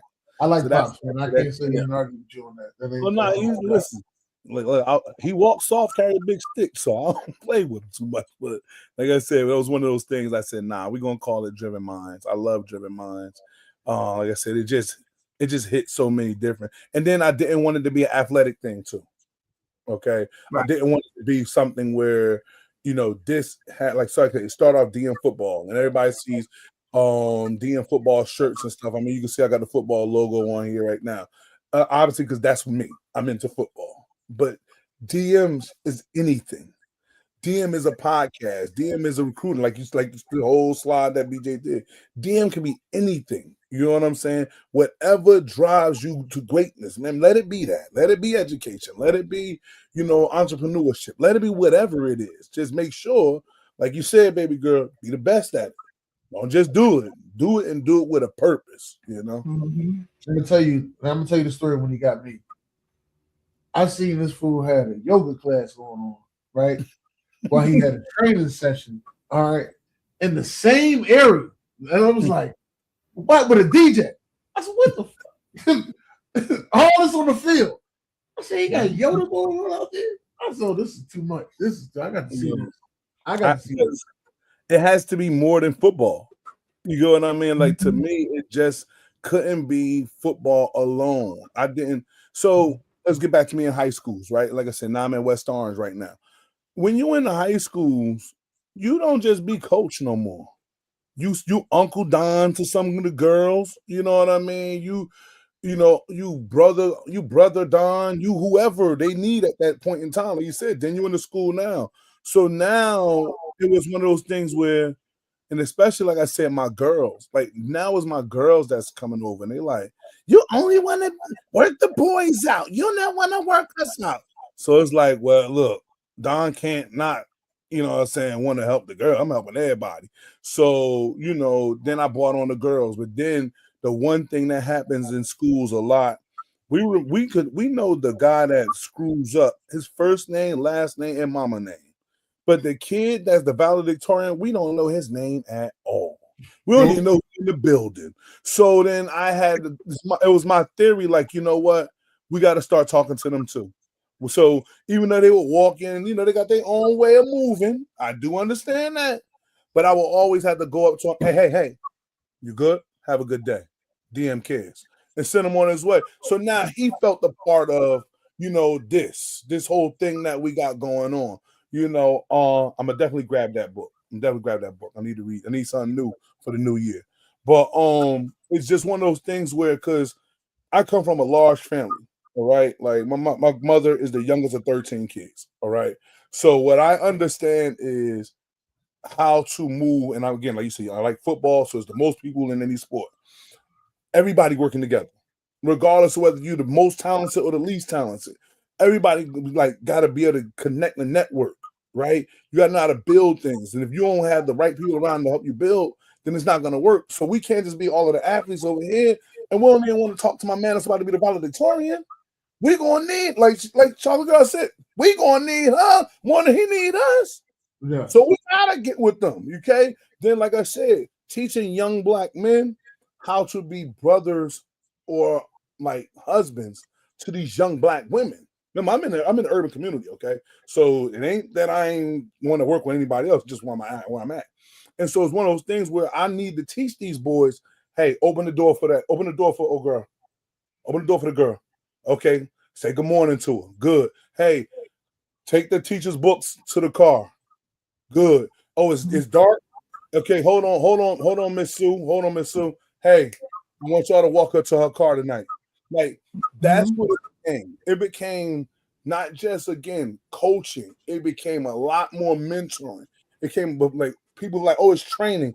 Yeah, it's training, but it came a big brother like network that I had put together. Right. And so because of that was why we really started to see the dividends in more kids and athletes. Like now I got more people that's just regular people. Okay, and that's walking up like, hey, DM, man, remember you was in the hallway, we was talking. Remember you was in my class, we was talking. I don't remember nothing because I'm old as hell. But I will go, yeah, I remember that. But they will tell me, that changed my life, man. Like you coming in there talking, that really set me on a different type of level. That was crazy, And even to this day, they still reach out to me. Like I was saying to y'all, like last night, I was hanging out with 1, 2, 3, 5 of my former athletes and one guy that was just one of the kids that was in the school with them, So turned into the old guy in the club. But it's all cool. Like it was cool to just sit there and watch them and talk to them and let them talk about reflecting on that old stuff that I thought was, me being tough. It was like, man, it was tough, but we needed it. Like that was cool to hear that. We needed all of that. Like you used to be going crazy on us. We needed it. Like, oh, they get it. They understand. All right, that works. I like this. Well, that leads to my question. June put something in the chat a few minutes ago, saying that you need to talk about some of your prior students that have gone on to do great things. All right, let's see if we can get to which ones. I got a lot of success stories that have come through the Driven Minds movement. Man, I don't even know where to start. Like I got young men who are in fire department, police, a ton of men doing that. Got a ton of fathers. I loved them for that. Like I just talked about at the end, teaching young men to be men. Like that was amazing for me to have. And I got some young coaches out here that are doing their thing. I got some athletes that are still doing their thing. Like Dennis was saying, we was all talking about how many guys that are still playing. So I got some athletes that are at the higher pinnacle. I got some young ladies that are like phenomenal. One young lady played in the Olympics. One young lady's coaching and doing that thing in Georgia. It's just like phenomenal. So I don't know. Like I said, if I had to name names, it'd be very hard for Don to be like, this is my biggest success story. Because they change every year, right? They change every year. But I am happy that I've had the parents, right, of these young individuals, men and women, to allow me to just be a part of their story, allow me to pour into their kids, trusting me to actually doing what I thought honestly was just a test drive. It's not. Wasn't no book. You know, it wasn't nothing that I kind of like studied to say, okay, this is why we need to do this. It wasn't none of that. Was no college degree behind it. It was just on research, as we say it. It was just one of those things to just I don't know, to just take what I value, what my father's value or my grandfather's value, and then just kind of rolling it back and regurgitating it to some of these young kids. So that's what it really was. Like I said, being like I said, my mother is 13, was 13 of the youngest of 13, and I had nothing but aunts growing up. So obviously, women were a very, very important part of my childhood. Like watching women take care of a family and not, being boisterous about it. That was dope. So I kind of wanted to make sure that I understood to teach my boys, value our Black women. Like it's a major thing. It's a lot of pressure on them just being who they are, right? So that's it. But I don't know if June wanted me to name people. I don't know. I hate the name drop because I feel like I miss somebody. I swear all the time. Oh, I don't know if he wanted you to name them, but just just talk about that experience and how they came through your pregnancy. Yeah. How does it make you feel when you hear some of the things that they're doing and they come to you and say, "Hey, coach, thank you. Thank you for what you did. By you saying this, I did this, and it led to this." Name them. June said, name them. Yeah. Leave them alone. They're gonna get in trouble. Now, you know what? It'd be shocking, but it'd be pleasing, right? Mm-hmm. So it starts off as a shock when I hear something like, "Yo, Coach Don, good looking," this would have never happened if it was that. I'd be shocked, and then I just get pleased. Like, you know what? I knew it was supposed to be like that. I knew it was gonna be like if you listen to what I said, you were going to be okay, and it's not so much what I said, and I always try to not take full credit of anything. And my mother would slap me right now if I did, all praises to the Most High.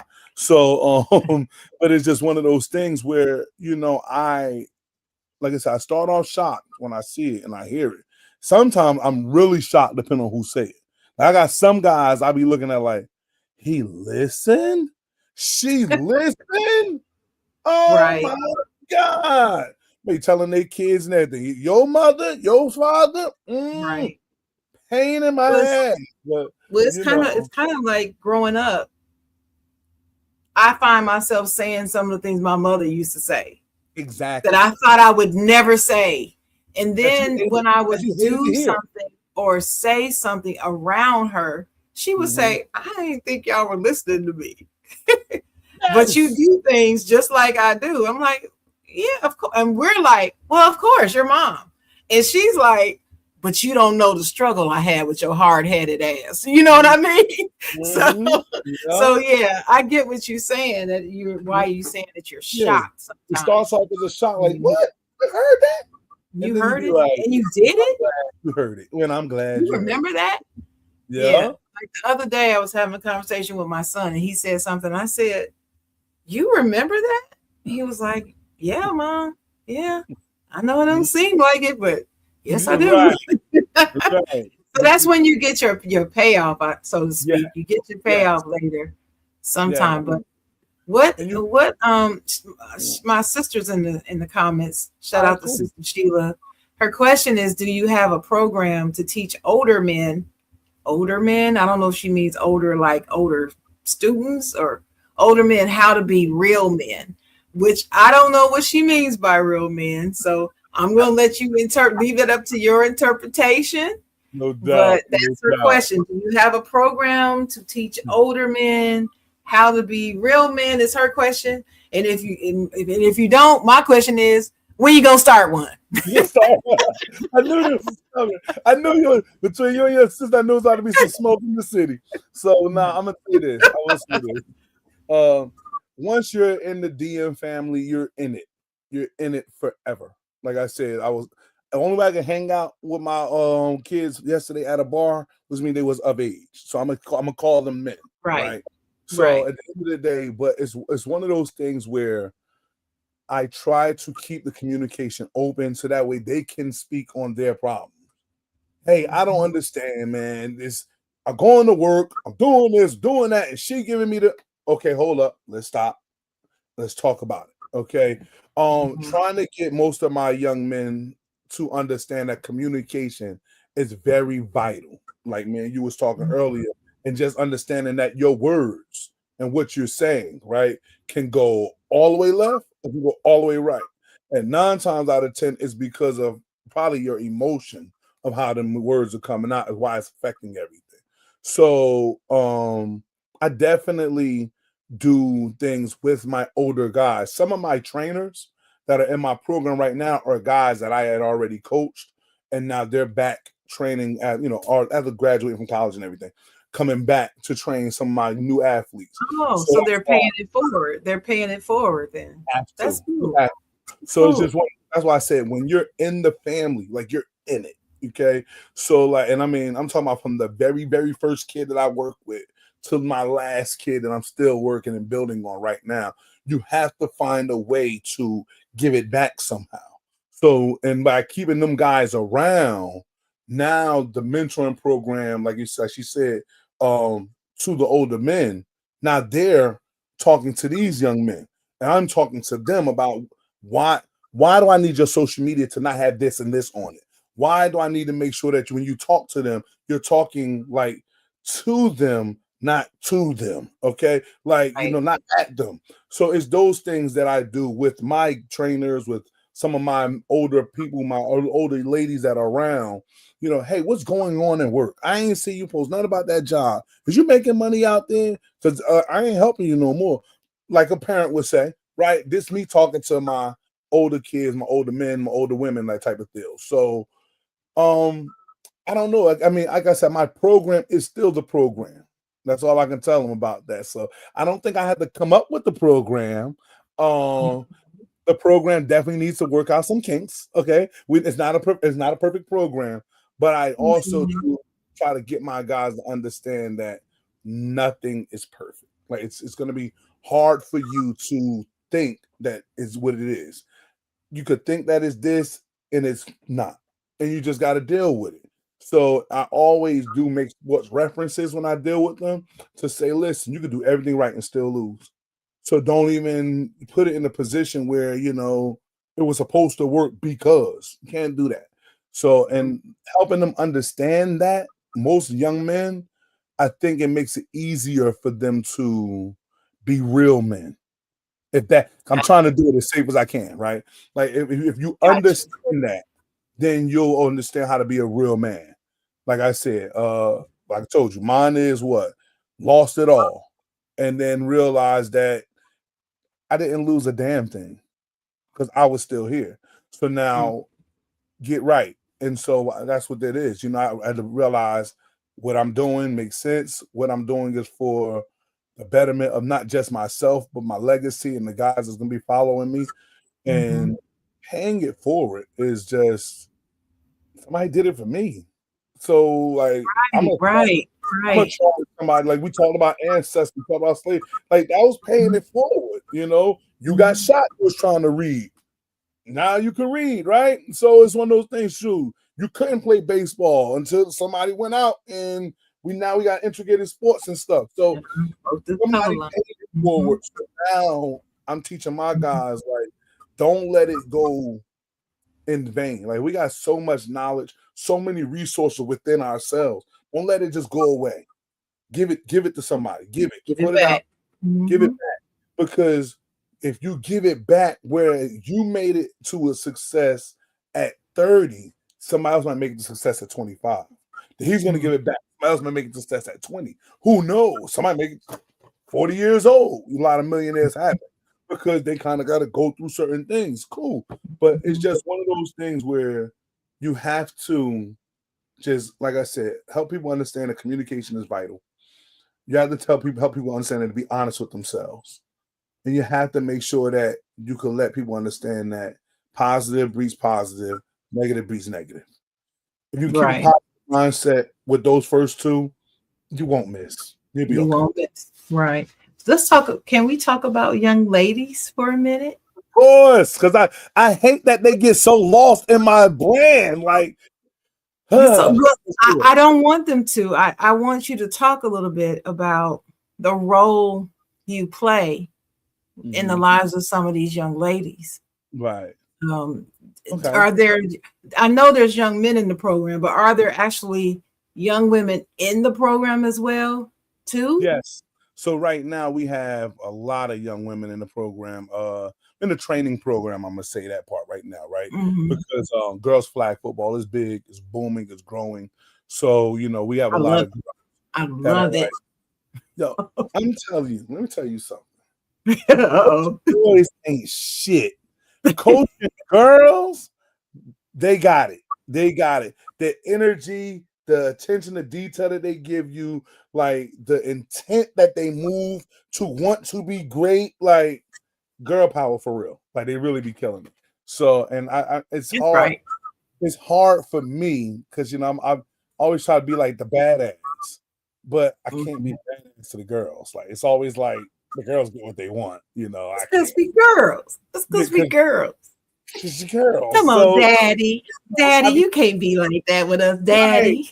Right. So it'd be tough. But I'd be like, yo, you need to move. Why don't you get back? Okay, listen, I know I said that wrong. So let me tell you how I want you to move. I want you to just go a little to the left, make it wiggle, and then go. And she'd be like, Coach, all right, but coach me hard. I'd be like, no, I can't. I can't do it. I can't do that. But that's it. As far as the trainees, like I said, we have a bunch of women trainees and girl trainees in our program right now. As far as some of our female representatives that we've had come through the DM, we've had like girls like Mariah Perez, who like played basketball at North Tech and then went on to Dayton University, played in the Puerto Rico national team. She also played in the Olympics for the Puerto Rican team. So that was like one of our like girls that we kind of like, we call them diva monsters too, because they don't want to be called what the boys call.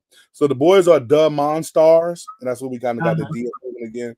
So they're like, we are diva Monstars. So okay, I like that. That's cool. They made it. There you go. I said, see, diva is a positive word, right? We've taken that back. Y'all taking that back.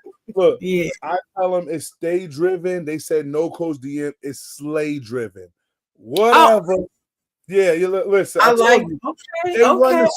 Okay. They give me the ideas. I just print it. I don't even fight them on it. Now the boys are mad. Again, our boys be like, why fight? We tell you stuff. You tell us shut up. They tell you stuff. You be like, okay. I said, wake up. It's a double standard. Deal with it. This is how the world works. This is how the world works. They'll get it when they get older. They're learning it. They're learning it. These are small lessons that I'm teaching them right now. Right. So, but outside of the sport, the athletic part, just like with the guys, do you teach them how about being a lady? Any modesty involved?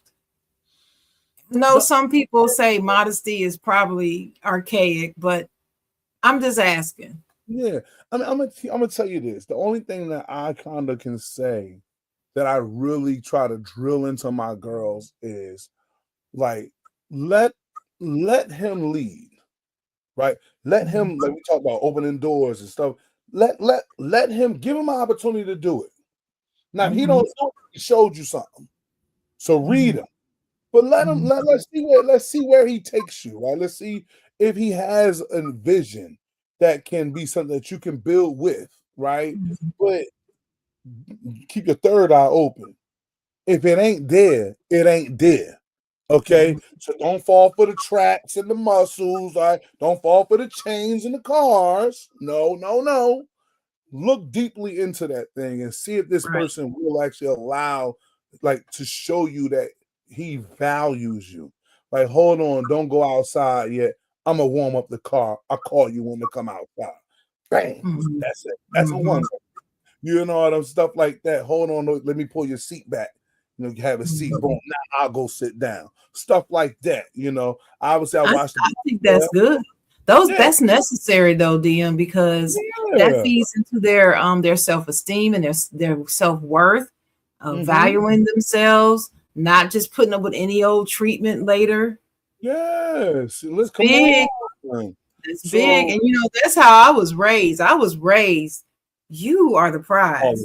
You do not have to settle for anything. One of my hashtags that I personally post is "I am the prize."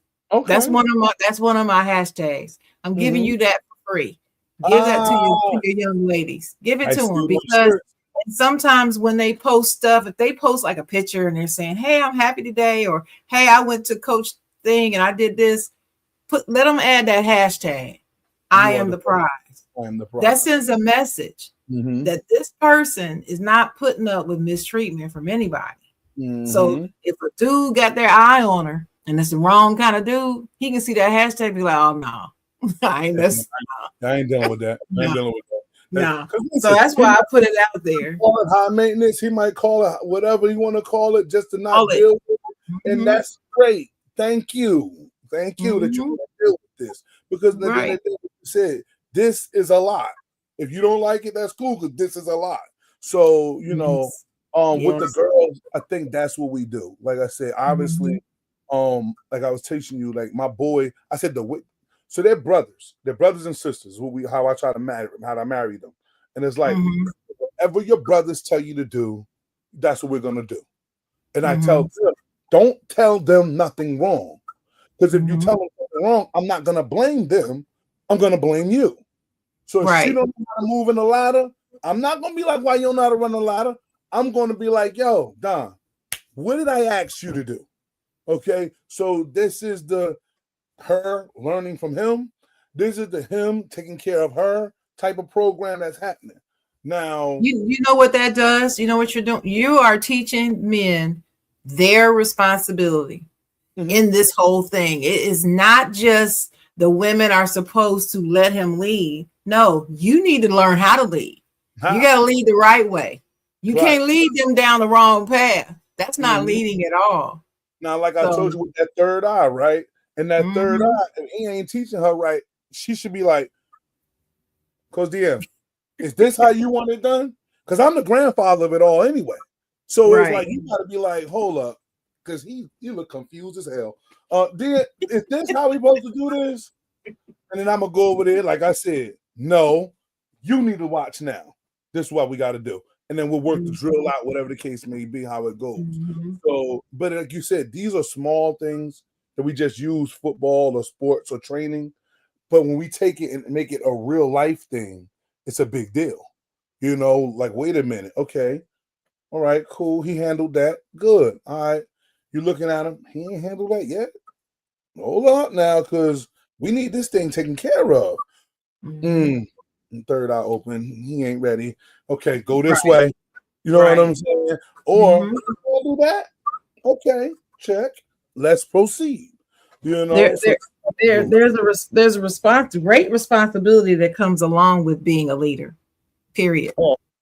And a lot of people want to be the leader because of all the perks that you get from being the leader, and the thrill they get from telling people what to do, so to speak. They love that part, but the responsibility part, they don't necessarily like that part. And what you're doing is you're teaching them they have to have both intact. If you can enjoy the thrill of giving instruction, but you gotta respect the responsibility, because as a leader, the people are looking at you. Yeah, because you're responsible. Yeah, for them the wrong way. They're not going to be mad at them. They're like, why'd you teach them that? So that's what it is. Same thing with me. Like, if he don't teach her right, then it comes back to who? Comes back to me. So then I got to make sure that everybody's understanding how it should be done, and then let them teach it out, let her work it out, and then it's cool. And then, like I said, I told you how so driven them girls are. Sometimes they teaching the boys, right? Like how it always goes. It's like, yo, look, we running like this. Coach said, put your foot on the line and set up like that. You wrong. And I'd be like, all right, girl, get his ass. So we girls in sports tend to be more fundamentally driven anyway. If the way that you say do this is A, B, C, D, E, we're not gonna do A, B, C, E and leave out the D. We're gonna do what you say. At least to get used to learning how to do it. Now, if later on we need to leave D out, okay, but we're not going to do it when we're trying to learn. We're not going to tell you like we know more than you. We don't do that. That's why I always talk about the WNBA being more fundamentally sound basketball. When you watch those ladies play, they play the game. They play the game the way the game is supposed to be played. And that's why I love watching it. Right? Okay. Duncan, who gives a care about a Duncan when I can see a nice fadeaway or I can see a nice Euro. I like a nice Euro. I love to see that. I don't have to, it doesn't have to be a dunk for me. I don't know what it y'all gotta, maybe we'll talk about this after the show, but y'all get to tell me what it is about dunking that y'all just got to have it. It's like sex. They gotta have dunking in basketball. If I don't see at least 15 dunks in the basketball game, I'm bored. I'm like, what? Like, I'm gonna say this.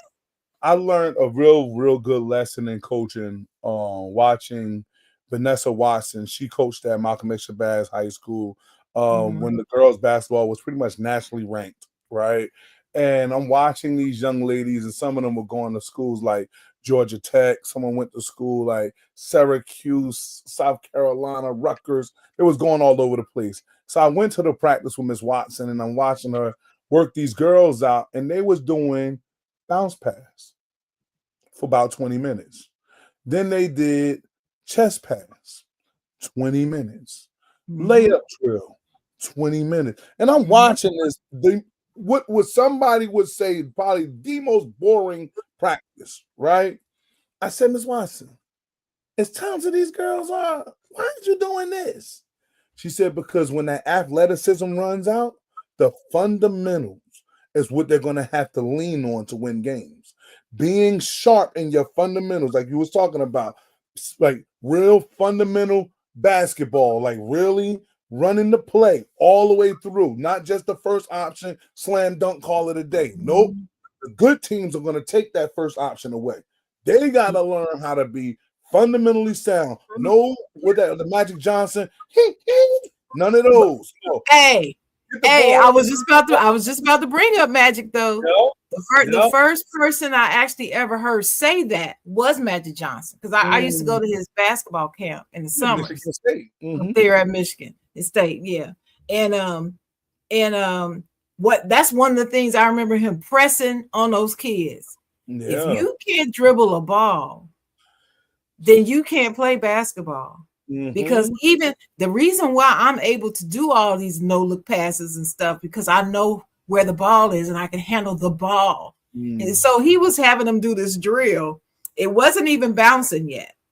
It was about taking care of the ball in your hand and the palm of your hand, and having to go back and forth, run up and down the court with this ball in a certain way without dropping it.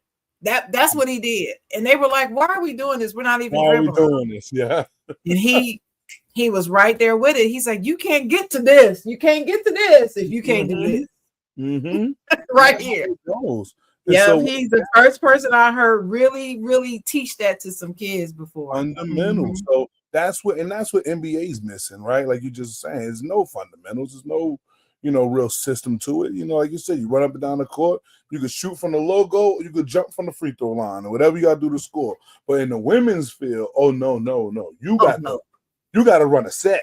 Okay, it don't matter how good you are either. Like, you got to run a good set. You got to make sure somebody get open, set a good screen. You got to pass the ball in the right manner and get it to where you got to get to in order to be successful there. That's why we all love Dawn Sterling, what she does with those girls, because all she did is put the fundamentals with an athlete, and now you got what you got. Yeah. I gotta say this one time. Let me say this one time. Philly, stand up. Because I know June listening. All he screams Jersey all the time. I gotta say it. Anytime you're gonna mention Don Staley, he gotta say it. He gotta say it. No Philly. That's right. Philly. That's cool. That's right. She one of them ones, man. She definitely one of them ones that put that fundamental part together to go with the athleticism. And I mean, that's why her teams look the way they look year in and year out. Gino, we talked about, system. I was going to say Gino, yep. Gino's system in UConn has been the system forever. And so it's just like, I think those things, honestly, those schools like that, the NIL won't ever be able to touch them. They'll never be able to break them because there's a certain level of success that's there that people, at the end of the day, they want money, but they definitely want to win. Nobody don't want to be called a loser. So those programs, they're going to stay those programs for a good while. Now, you're going to have some jack-in-the-box programs, too, due to the NIL. So it is what it is. All right. That's cool. I'm not touching that. I'm not saying a word. I didn't want you to touch it. I just I'm not commenting on that. But I got one more question, Dennis. I want to ask you. Go ahead. Do you have people that are helping you out with your organization that don't live locally, like from out of the area? Is there a way that they can help? If not, is there a way that anybody can help if they don't live there? I'm asking because this is the era of, digital era. So I'm just asking, virtual era. Right. I mean, I say this. The first thing we talking about support, right? So sharing is free. Sharing content is free. So anybody anywhere can do that, right? Obviously, if I'm having training sessions, it wouldn't make any sense to share that. But coaching corner topics, this topic on the Side Jawn, like these things need to be shared, and put out there in a major, major way. Like make this type of stuff. That's why I tell them Mr. Viral, because I want our stuff to go viral. We speak great stuff. And, some people hear it and some people don't, but that's because people don't share it. So like I said, I don't really have no people on the outside of Jersey, outside of like guys I got Dennis obviously be hanging out with me, right? I got Brandon doing some stuff with me down in Maryland, right? So, but that's about as far as we go. Now, as far as anybody that want to help out, I always say, just watch the program. Tell me what you think I'm missing. I'm good with criticism. It's okay. Like it could be one of the things. Ask me a question. Make sure I got my financials right. Make sure the insurance is right. What's your insurance policies? What the numbers look like? Because I will say this, that like for me, like I told you, it's not something that this is not a brand that I put together. How can I put it? I didn't put this brand together technically what they would say the right way. I did it organically. I put the work in. I made the brand myself. And then as years added on, somebody be like, yo, you need an LLC for that. All right. Hey, you need trademark for that. All right. Hey, do you got insurance for them kids? All right. Like, so that's what it's been. It's just been me working and adding as I'm working because I just didn't want to stop working. You know what I mean? So if anybody is watching the DM brand, it's basically one of the things I want to say, like, watch it and criticize it. Hey, I like this. You're doing that. Do more of that. Oh, I don't like this, Don. That's a bad look. Hey, Don, like I said, is everything good with your financials? You got a side bank account for that? Or you still funneling that through the DM card, right? Like, these are the things that, I hate those. Yeah. But I do. Even when I have my training session, I'll go up to a parent who probably don't know nothing about the training. I go say, hey, what you think about the training? What you don't like? What you want me to add? What you want me to subtract? Because I value people's opinion so much. Because at the end of the day, I don't know it all. And I'm not going to act like that. What I am doing is the blue magic of it. Like, no. I know there's some wrinkles in this. There's some chinks in the armor. And I want to make sure that we got those chinks all the way out because obviously everything that we're doing, like you said before, is for the betterment of our youth. Everything is for the betterment of our youth. So we're trying to make sure that the next young individual, male or female, is going to be benefit from everything that we're going to do. I see he asked me, did I have any and colleagues that work in California? No, I don't. Even though I've been to California for my first time. I went to California to watch one of the kids I have in Northwestern, Marquette Dorsey. He was playing against USC. California is amazing, high as gas, but it's amazing. So I said I'm going. Yeah, I love California. I haven't been to California since the late '80s when I went to the Rose Bowl, which we won. But anyway, shout out to us. Michigan State. I am a Spartan for life. But anyway, how can they follow your program? How can they catch you on social media? Do you have a website? Is there a phone number or email or anything that you want them to have? Website is in the making. Like I said, these is one of these things. So if anybody has a good website creator, hit me Oh, up. I got you. There we We'll go. talk after the show. No doubt. Now, listen, I'm telling you, I'm a little rough around the edges. Dennis and I'm gonna tell you, I'm like, hey, look, just do whatever you think it should be done. I say yes to pay. Okay. I got you. I Right. got you. What else you got? I'm a man's man. I say yes and pay. I don't do none of the extra stuff. So okay. But no, to follow my network, if you go on Instagram, my screen name is DM Football 258. All right. If you go on Facebook, my name is Driven Minds. You can follow me there. If you go on Twitter, my screen name is DM Football 258. Let's see. We have shout out to again Brandon. We got DM Recruiting right now. DM Recruiting is on Instagram. The screen name is DM Recruiting. If you want clothing, you go to DM Creations on Instagram. So we're doing that. Like I said, I'm trying to set up multiple streams of income, right? I want to make sure, like I said, in New Jersey, you got to have a hustle for a hustle. And that $4 a gallon he just wrote is real. So and I want to make sure that I had everything taken care of where we can make money, whether it's through training, through clothing, the Coach's Corner, that podcast thing going crazy, and now with the recruiting, because obviously Chocolate Girl, if they throwing out the money, we need to get some money too. So that's why we're gonna get into this ball game too. So it's just one of those things where we set up with the DM recruiting page to try to help educate parents. But again, knowledge is power, but it ain't free. So I want to make sure that we get something off of that. But those are the ways that you can like follow me. When does the Coach's Corner come on? Coach's Corner jumps on like once a month. I'm random with my time frames. I'm not even gonna lie. It's usually on the Tuesdays at the cigar bar. Okay, so Dennis loves to meet me out there. We get into those. And then like I said, so I try to do it like the last Tuesday every month. You know, I think I'll be done like that's at my end of my month, my recap. You know what I mean? So people could probably look out for one on the last Tuesday. What time? About what time? I say 7, 8, Eastern. 8 to 10 Eastern, something like that. Yeah, we'll do it. Probably my boy Sam at Perfect Smoke on Dodge Street in East Orange. Great location. He'll actually have me there the 27th of January. So anybody that want to pull up on me, man, we're gonna set everything up. So that way we can actually get that going. It's a new year. Coaching Corner was very dope. It was very dope when we did our joints last year. Okay. Like obviously now me and Sam Sports, we had some things going every 2 weeks on the Sam Sports media page. We was doing Coach's Corner there. And then I started doing Coach's Corner live.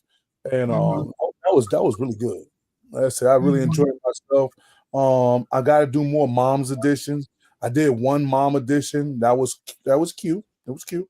But I got to do it again because like moms, they like to talk. So I got to try to make sure I know how to allow people to have their space to talk. And then we get our point back in and have our more space to talk. So, but I'm working on that. Trust me. But that was good. Promise you, if I come on your show, I want you to. I will allow you to talk. I will not talk very much.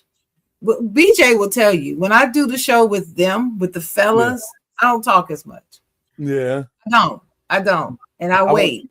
BJ always teases me because he'll say, "Okay, Sharon, okay, you can talk now." He's like, because he says I always wait. I always just sit and just let all the guys talk, get it all out, and then I come in.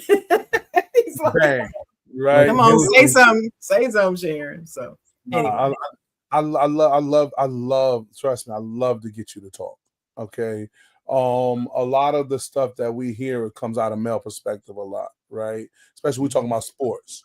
Okay. So I love to hear women talk into sports because one, I want to know what they know for real, right? And the other thing I want to know is like, well, maybe you can teach me something, right? Because again, it's coming from a different perspective. You know, maybe you can teach me something about the girls and we teach something about the boys. So that's why I said I would love to hear you talk. Even though I know people probably didn't like our conversation earlier, I loved it earlier. Okay, Oh, I loved it too. Yeah. I just kept posting that because I didn't want you to think I was trying to demean you in any way. Oh, not at or all. Be argumentative. I had somebody text me talking about you sound argumentative. I'm like, no, this is not what we do. This is called discussions. It's healthy debate. It's just healthy debate. And I welcome people of different opinions. In fact, Dennis, is BJ ever gonna bring that Monday show back? That Monday show was great. What Monday show y'all had? You know what I'm talking about? I know what you're talking about. I used to I know he listened. I know he listened, and I didn't want to answer for him. I want him to answer. I missed that show. I missed it because it was debating situations, but it was friendly debate. Yes, no, you need. I got a question to ask you, DM. Since I'm waiting on his comment, and he act like he want to take all day to comment. You know what I mean? How does it feel being on the Sam Sports Network? I want to know. How does it feel to be on? You've been about a year and a half. How does it feel? It's been a while. So I'm gonna say this. It took an adjustment. One, I don't like sir. Sir means is like you trying like you mad at me, and I want to know why you mad, so we get that out the way. When I had to realize that no, that's just his hello. That's just him. Right, that's his hello. So I had to learn how to deal with the word sir. Like I don't do sir, but you know that was cool. That was cool. Sir. But I'm telling you, it's fun. I ain't gonna lie to you. It's fun working with him, building with him, because he has a perspective that he comes from, right? And especially being in Maryland and me being in Jersey, I have a whole nother perspective where I come from. So sometimes we get to talking and healthy discussions like we just talked about, right, Charlie girl? We'll have a bunch of those where it seems like we just stuck on our points and it'd be the same point.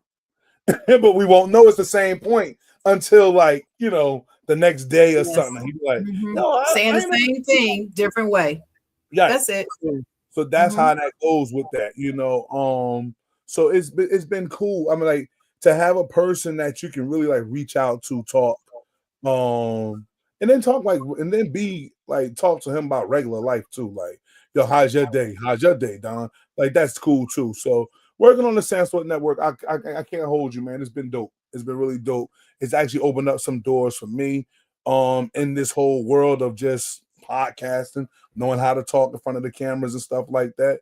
It's helped me get my whole who's Donald Massey out to the world. Okay.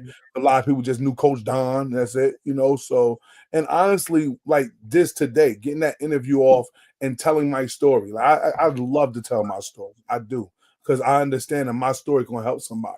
So I don't never not want to not tell my story of where I failed or where I felt like I lost. I love that part, man. That's why you heard me say about 2-3 times within our discussion.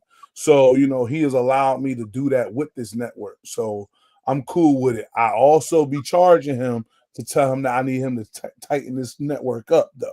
Like, we got to change up some things. We got to hold people accountable. You can't just be friends. You got to be business, you know. So I know with that, B struggles with it. So it's like one of them things where we don't have a problem with speaking on our struggles.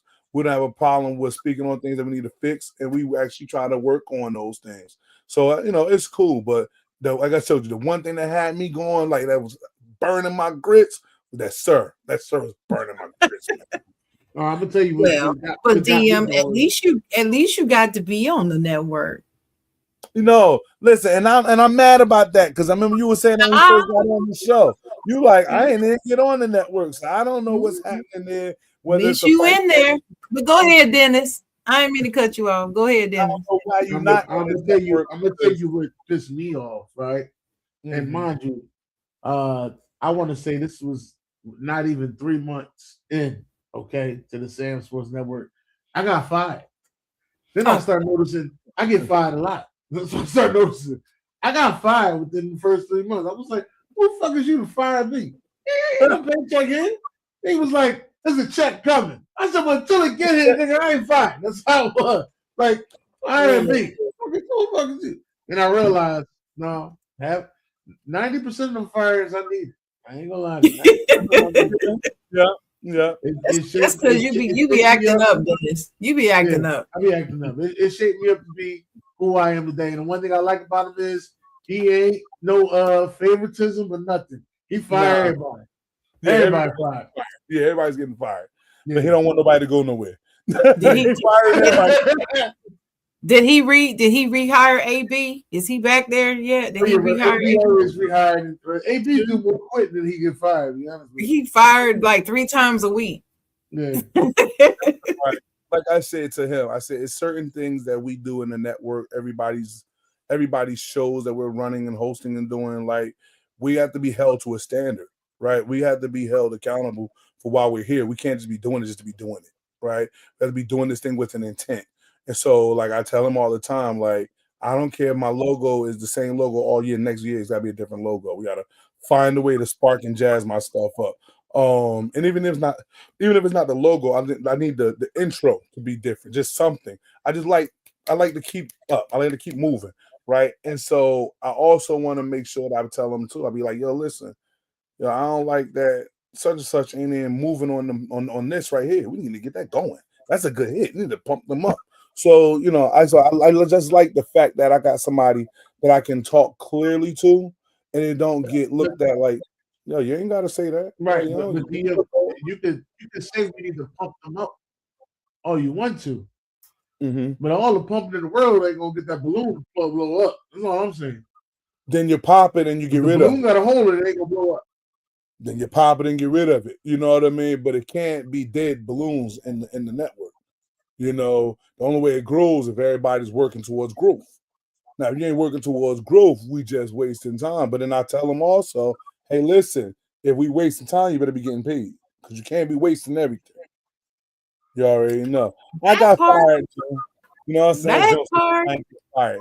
Hey, Joe, I fire myself. I walk out like Homer Simpson sometimes. I'm out of here. I ain't got time for this. Like this. DM got fired. DM got fired. You know what I'm saying? He came to one of his own shows late. Yeah, he got fired. Yeah, he got fired. I remember that. Yeah. Listen. I check on see who get fired. Okay, because I ain't gonna be the only one around here getting fired. That's he got. I see he fired some of the kids. I said, all right. I ain't that bad no more. All right. Yeah, nah, you ain't alone. We done all been fired. We all been fired. Like I said, he's scared to be by himself, so we all come right back. So, yeah. June got fired? I don't believe June ever got fired. Oh, June get fired. June fired June. June be fired because June needs slides done for the shows, and June is sending slides in late, right? Mm-hmm. Mind you, they talk in the morning every morning, right? Talk in the morning every morning. They talk in the morning every morning. All right, we are now in a Bible study together every morning, 5:30 in the morning. We're now in the Bible study together. June still sending stuff in late. June need a personal assistant. But he's a work in progress. You got to give him grace. No. Wait a minute. You talking about you in Bible study? Bible talks about grace now and forgiveness. Right. But 5 years of grace is too much grace. And look, you need to read a proverb every day. That is my guy. I love June. You need to study a proverb every single day. Yes, ma'am. But every January, I love June to death. Well, not every January. Needs a personal assistant. Last January, I got in this group where we go over a proverb every day. It's 30. It's 30 proverbs. It's 30 days in January, so it's a proverb a day. Y'all need to study that out. We'll get it together. But I'm not gonna come in y'all Bible study. It's all men in there. I'm gonna let y'all be in there. You see he ain't commenting, right? You every time you talk about somebody, they stop commenting. You know what I'm saying? I noticed that. We talked about BJ, he stopped commenting. Watch you say, oh, well, you listen. Yeah, whatever. I ain't paying attention, huh? Ain't that so? He's somewhere praying over his Ravens. That's what he doing. He praying for the Ravens. But I do get what you're saying. And from you doing those live events, those Coaches Corners live events, and I see you guys come through there, and I always check to see, hey, what kind of camera is that? Where you get that mic from? Mm-hmm. And that's, as you see, I went with mics. I got a mic here. You see what I'm saying? And I went and I got a camera. I went and bought this laptop. They laughed at me about this laptop because at first the camera wasn't working on a laptop. It was like, where you get the laptop from? I got it from Best Buy. Oh, that's why it don't work. How much you paying for it? $200. That's another reason why. Who buys a $200 laptop? It was getting on me. I didn't even know they had $200 laptops. On Black Friday, they do. I haven't seen a laptop less than $500 in years. On Black Friday, they do. I haven't seen it. Not even on Black Friday. I just haven't seen it. The laptop that I'm using right now, I paid less than $500 for it. Okay. About 6 years ago. 7 years ago. The laptop I had. Time for another one. This is working fine. It's working fine. But the laptop you see me when we was together, I got that 7 years ago. That one was like $800. This one is a smaller version of that. Okay. The towels are swinging. That's for OG. OG told me to wave my towels. Hey, y'all, congratulations to the Steelers' 50th anniversary of the terrible towel this year, 1975. I mean, last year. Joe said he is a work in progress. He said, thank you, Sharon. I don't think that's a work in progress. I just think he needs a personal assistant. Because he tries to remember too much. June, I gotta get another side hustle. Rent went up. No. You gotta buy a new car. Hold on, Sharon. I think I'm gonna get you a job. I know the job you need to get.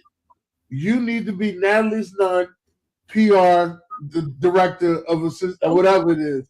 Natalie Nunn. All right. I know you like who's Natalie Nunn. I know you're gonna say, don't worry about it. You're gonna see the video. Well, just hook it up because, like I said, rent went up. I gotta buy a new car. I'm gonna send you the video. When I send you the video, buy a new car. My transmission went out. Gotta get a new car. I'm gonna say to your words. When you see how this chick answers this question, that's how you always say. And this chick, that's your line right there. When you see how this chick answer this question, because she was on Cam Newton podcast, Funky Friday, and he asked her one simple question. He asked one simple question. He said, the baddie chick? Well, the baddies girl. He asked her, why would a man want to date a baddie? And she couldn't answer. Mm-hmm. And I said, she need a PR team. She need a better PR team. You got your hairdresser here. You got your here. Where is your PR team? Quiet as it's kept. There's a lot of things that she needs. But you're right. A PR team is paramount. She does. Mm. Oh, you seen that? Video? I did see it because I didn't know who she was. Didn't know who she was, and I was like, if somebody put something in the comment, and I said, but Jess got more vibration than her. I don't even know who she is. Who is she? I didn't know who she was. Well, now that people tell me she's on the baddies, I know why I don't watch reality TV like that. That stuff get in your brain. I don't need that in my brain. I watch a little bit of it. Me and Nessa, we talk about certain things. Watch a little bit of it. I can't touch it. I have watched TV.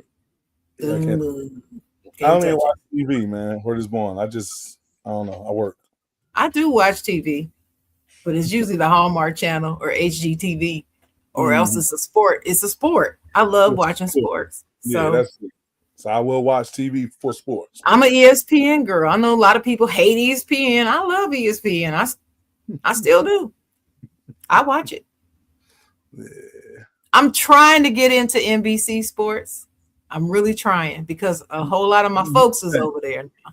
So, and then I watch the NBA Network. I watch the NFL Network. I watch Good Morning Football. I love Good Morning Football. I just love that show. So, anyway. He said in the show, why you mention that girl on this network? Dennis, I think BJ gonna fire you too. Once he hear about it. I just didn't even know. I still don't know her name. So that's why when you say her name, I don't know her name. But anyway. Natalie who? Natalie Nunn. Lund? Oh, Nunn. None. Like you ain't getting none. None. She ain't got none. She ain't got none. No.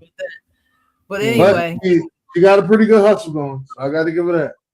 Hey, but I mean, if she really needs my help, I can I shoot know her. she needs the help. Now, Just tell me how I can get in touch with her, Dennis, and get my stuff, my credentials to her, because I do have the credentials to help her. I think that's your lane right there, to get people well prepared for interviews, so they don't go out saying BS like that. And stuff like this out the side of the neck. No, not on the side of the neck. That's the first thing. Drew said, "I don't want to know her." As soon as he answered that I question, don't want to know her. I said, I want the check though, June. So I gotta get to know her now. No, I really like to help people like that. Like I long said, I want to be Fantasia's publicist. I've always said I want to be Fantasia's publicist because I love her so much, and I feel whoever her publicist has been hasn't done right by her. That's just how I feel. Okay. So don't think I haven't try to reach out through her fan club and her thing. I've done it. It's time for me to do it again. Love me some Fantasia. Now, DM, I'm glad you told us that you got another school just going to 27. I'll make sure I take that day off work. I don't think they're gonna give it to me, but I'm gonna make sure I try to take that day off work. Okay. So I can make my way to Jersey.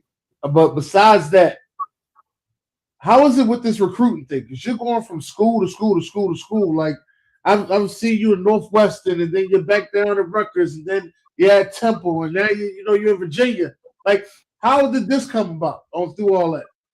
Man, listen. Well, when they recruiting your kids, man, you got to be present, right? So that's how it goes. That's me traveling around with the young athletes, showing the athletes the schools.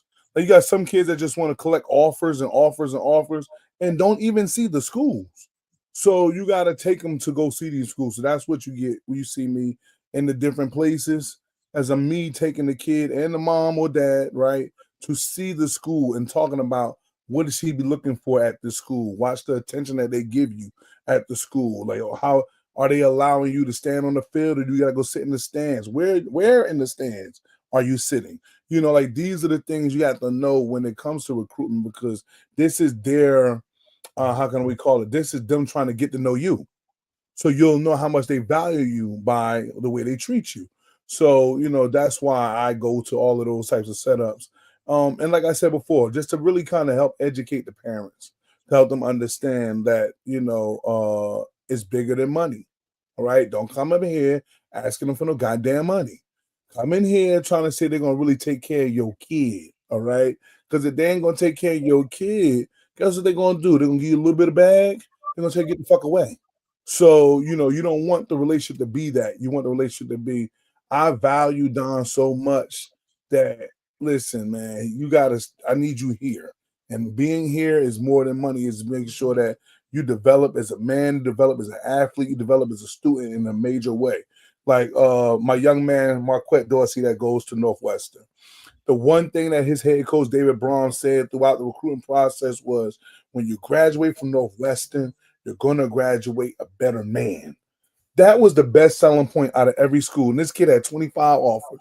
But that conversation with him was the biggest conversation that anybody could give us. Reason being, because it wasn't money motivated. Like, money motivation is not good. Okay. Easy come, like I said, somebody give you something, it's easy go. So you don't want it to be that. You want it to be to the point where, are they going to sow into you? Because why? Because these are the 4 years of your beginning adulthood. Me, your coach, your mom, everybody, we had you from the last 4 years getting to adult. Now this is the beginning stage of you being an adult. And we're not around. So I need to make sure that the person that we're going to actually leave you to can actually take care of you, or at least call us. Again, we want to make sure we have transparency. So I need to lead him. If he can't handle you, at least can call me and be like, hey, you might want to get this fool. I can't deal with him. Great. I love that. At least there's some form of communication. But, that's why you see me traveling around, just to try to get these kids in front of these coaches and talking about what they need to be doing. Okay, that's good. That's good. I want to know. And you all gotta go. Yes, yes, we do. Let's go ahead and get up on out of here. Y'all got any final words? The guest goes first. and I'm gonna get to chill out. Listen, like I said, man, start your day with positivity, end it with positivity, man. What drives you? Find out what it is and run fast with it. Okay. I like to thank y'all for like letting me come in here and spill my little two guts. I can't be long-winded like a pastor, but I tried to tone it down a little bit today. So, again, I just want to make sure that you tune in to the Side Jawn whenever they have this show on. I'm guessing Saturday mornings, right? Stay tapped in with the DM network. Again, like I said, we're trying to do things in a major way and help improve not just our community, but just young people in general, right? And that's all I gotta say, man. Again, like I said, thank you, Sharon. Thank you, Den. You know what I'm saying? For, like I said, just allow me to spar with y'all a little bit today. I like it. I'm gonna have to come back out. Well, yeah, we would love to have you back. Like I was saying earlier, we have a lot of return guests. Most of our guests come back without hesitation. So I think it's time you know what, Dennis, we got to work on that. There's several guests we need to bring. We need to get scheduled to come back this first half of the year. But anyway, my final thoughts are: make sure that you look at yourself in the mirror and be honest with yourself about anything. You got to be honest with yourself. It's hard. I know. I mean, when I look at myself in the mirror, sometimes there's some things I don't even want to say, but you got to say it. You got to face it. You got to take that constructive criticism, especially if it's coming from somebody who truly loves you. If you know they really love you, listen. They may have it wrong, but still listen. Listen to it and don't dismiss it. See if there's any truth to it. But be honest with yourself. There's nobody there but you in the mirror and God. So start there. Looking at yourself in the mirror, tell yourself, I am the prize. I love me. I'm worth it. I'm enough. That's what I say in the mirror every day. It keeps me out of the dark places that I can slide into easily, because life be lifing, like you were saying, DM. Life be lifing. Life has always been lifing with me and is lifing with me right now. But I'm here and I showed up with a smile on my face because I can get real with myself in the mirror every morning. So I just read a proverb a day. If you believe in God and you believe in the Bible, read a proverb a day. If you don't, find something that inspires you for good, though, not for bad. So that's my thoughts for the day, Dennis. Okay. All right. Well, as I usually say to y'all, new year, new life. But you know something? I did a vision board this year. Went to a vision board party. I realized. You did? Yeah, I went to a vision board party. But we gotta do our vision board show. Yeah, I'm gonna have my vision board. I still got some stickers to put up, so by the time we do our show, it'll be finished. Okay. Go ahead. I will have to say I learned a lot from 2025 that's going to make me a little bit different in 2026, because now I'm starting to gather all the things that I need slowly. You know what I mean? Like I said, I went and got mics, went and got cameras, went and got another laptop, went and got things. So I'm going to be traveling with this traveling podcast a lot, because my eyes have been open to things and seeing how people do things differently. Maybe wanting to go out and venture. So be on the lookout. Be on the lookout. It's coming fast, man. It's a new year. It's a new year. We already 3 days in. Side Jawn. Side Jawn. God bless y'all. Great day.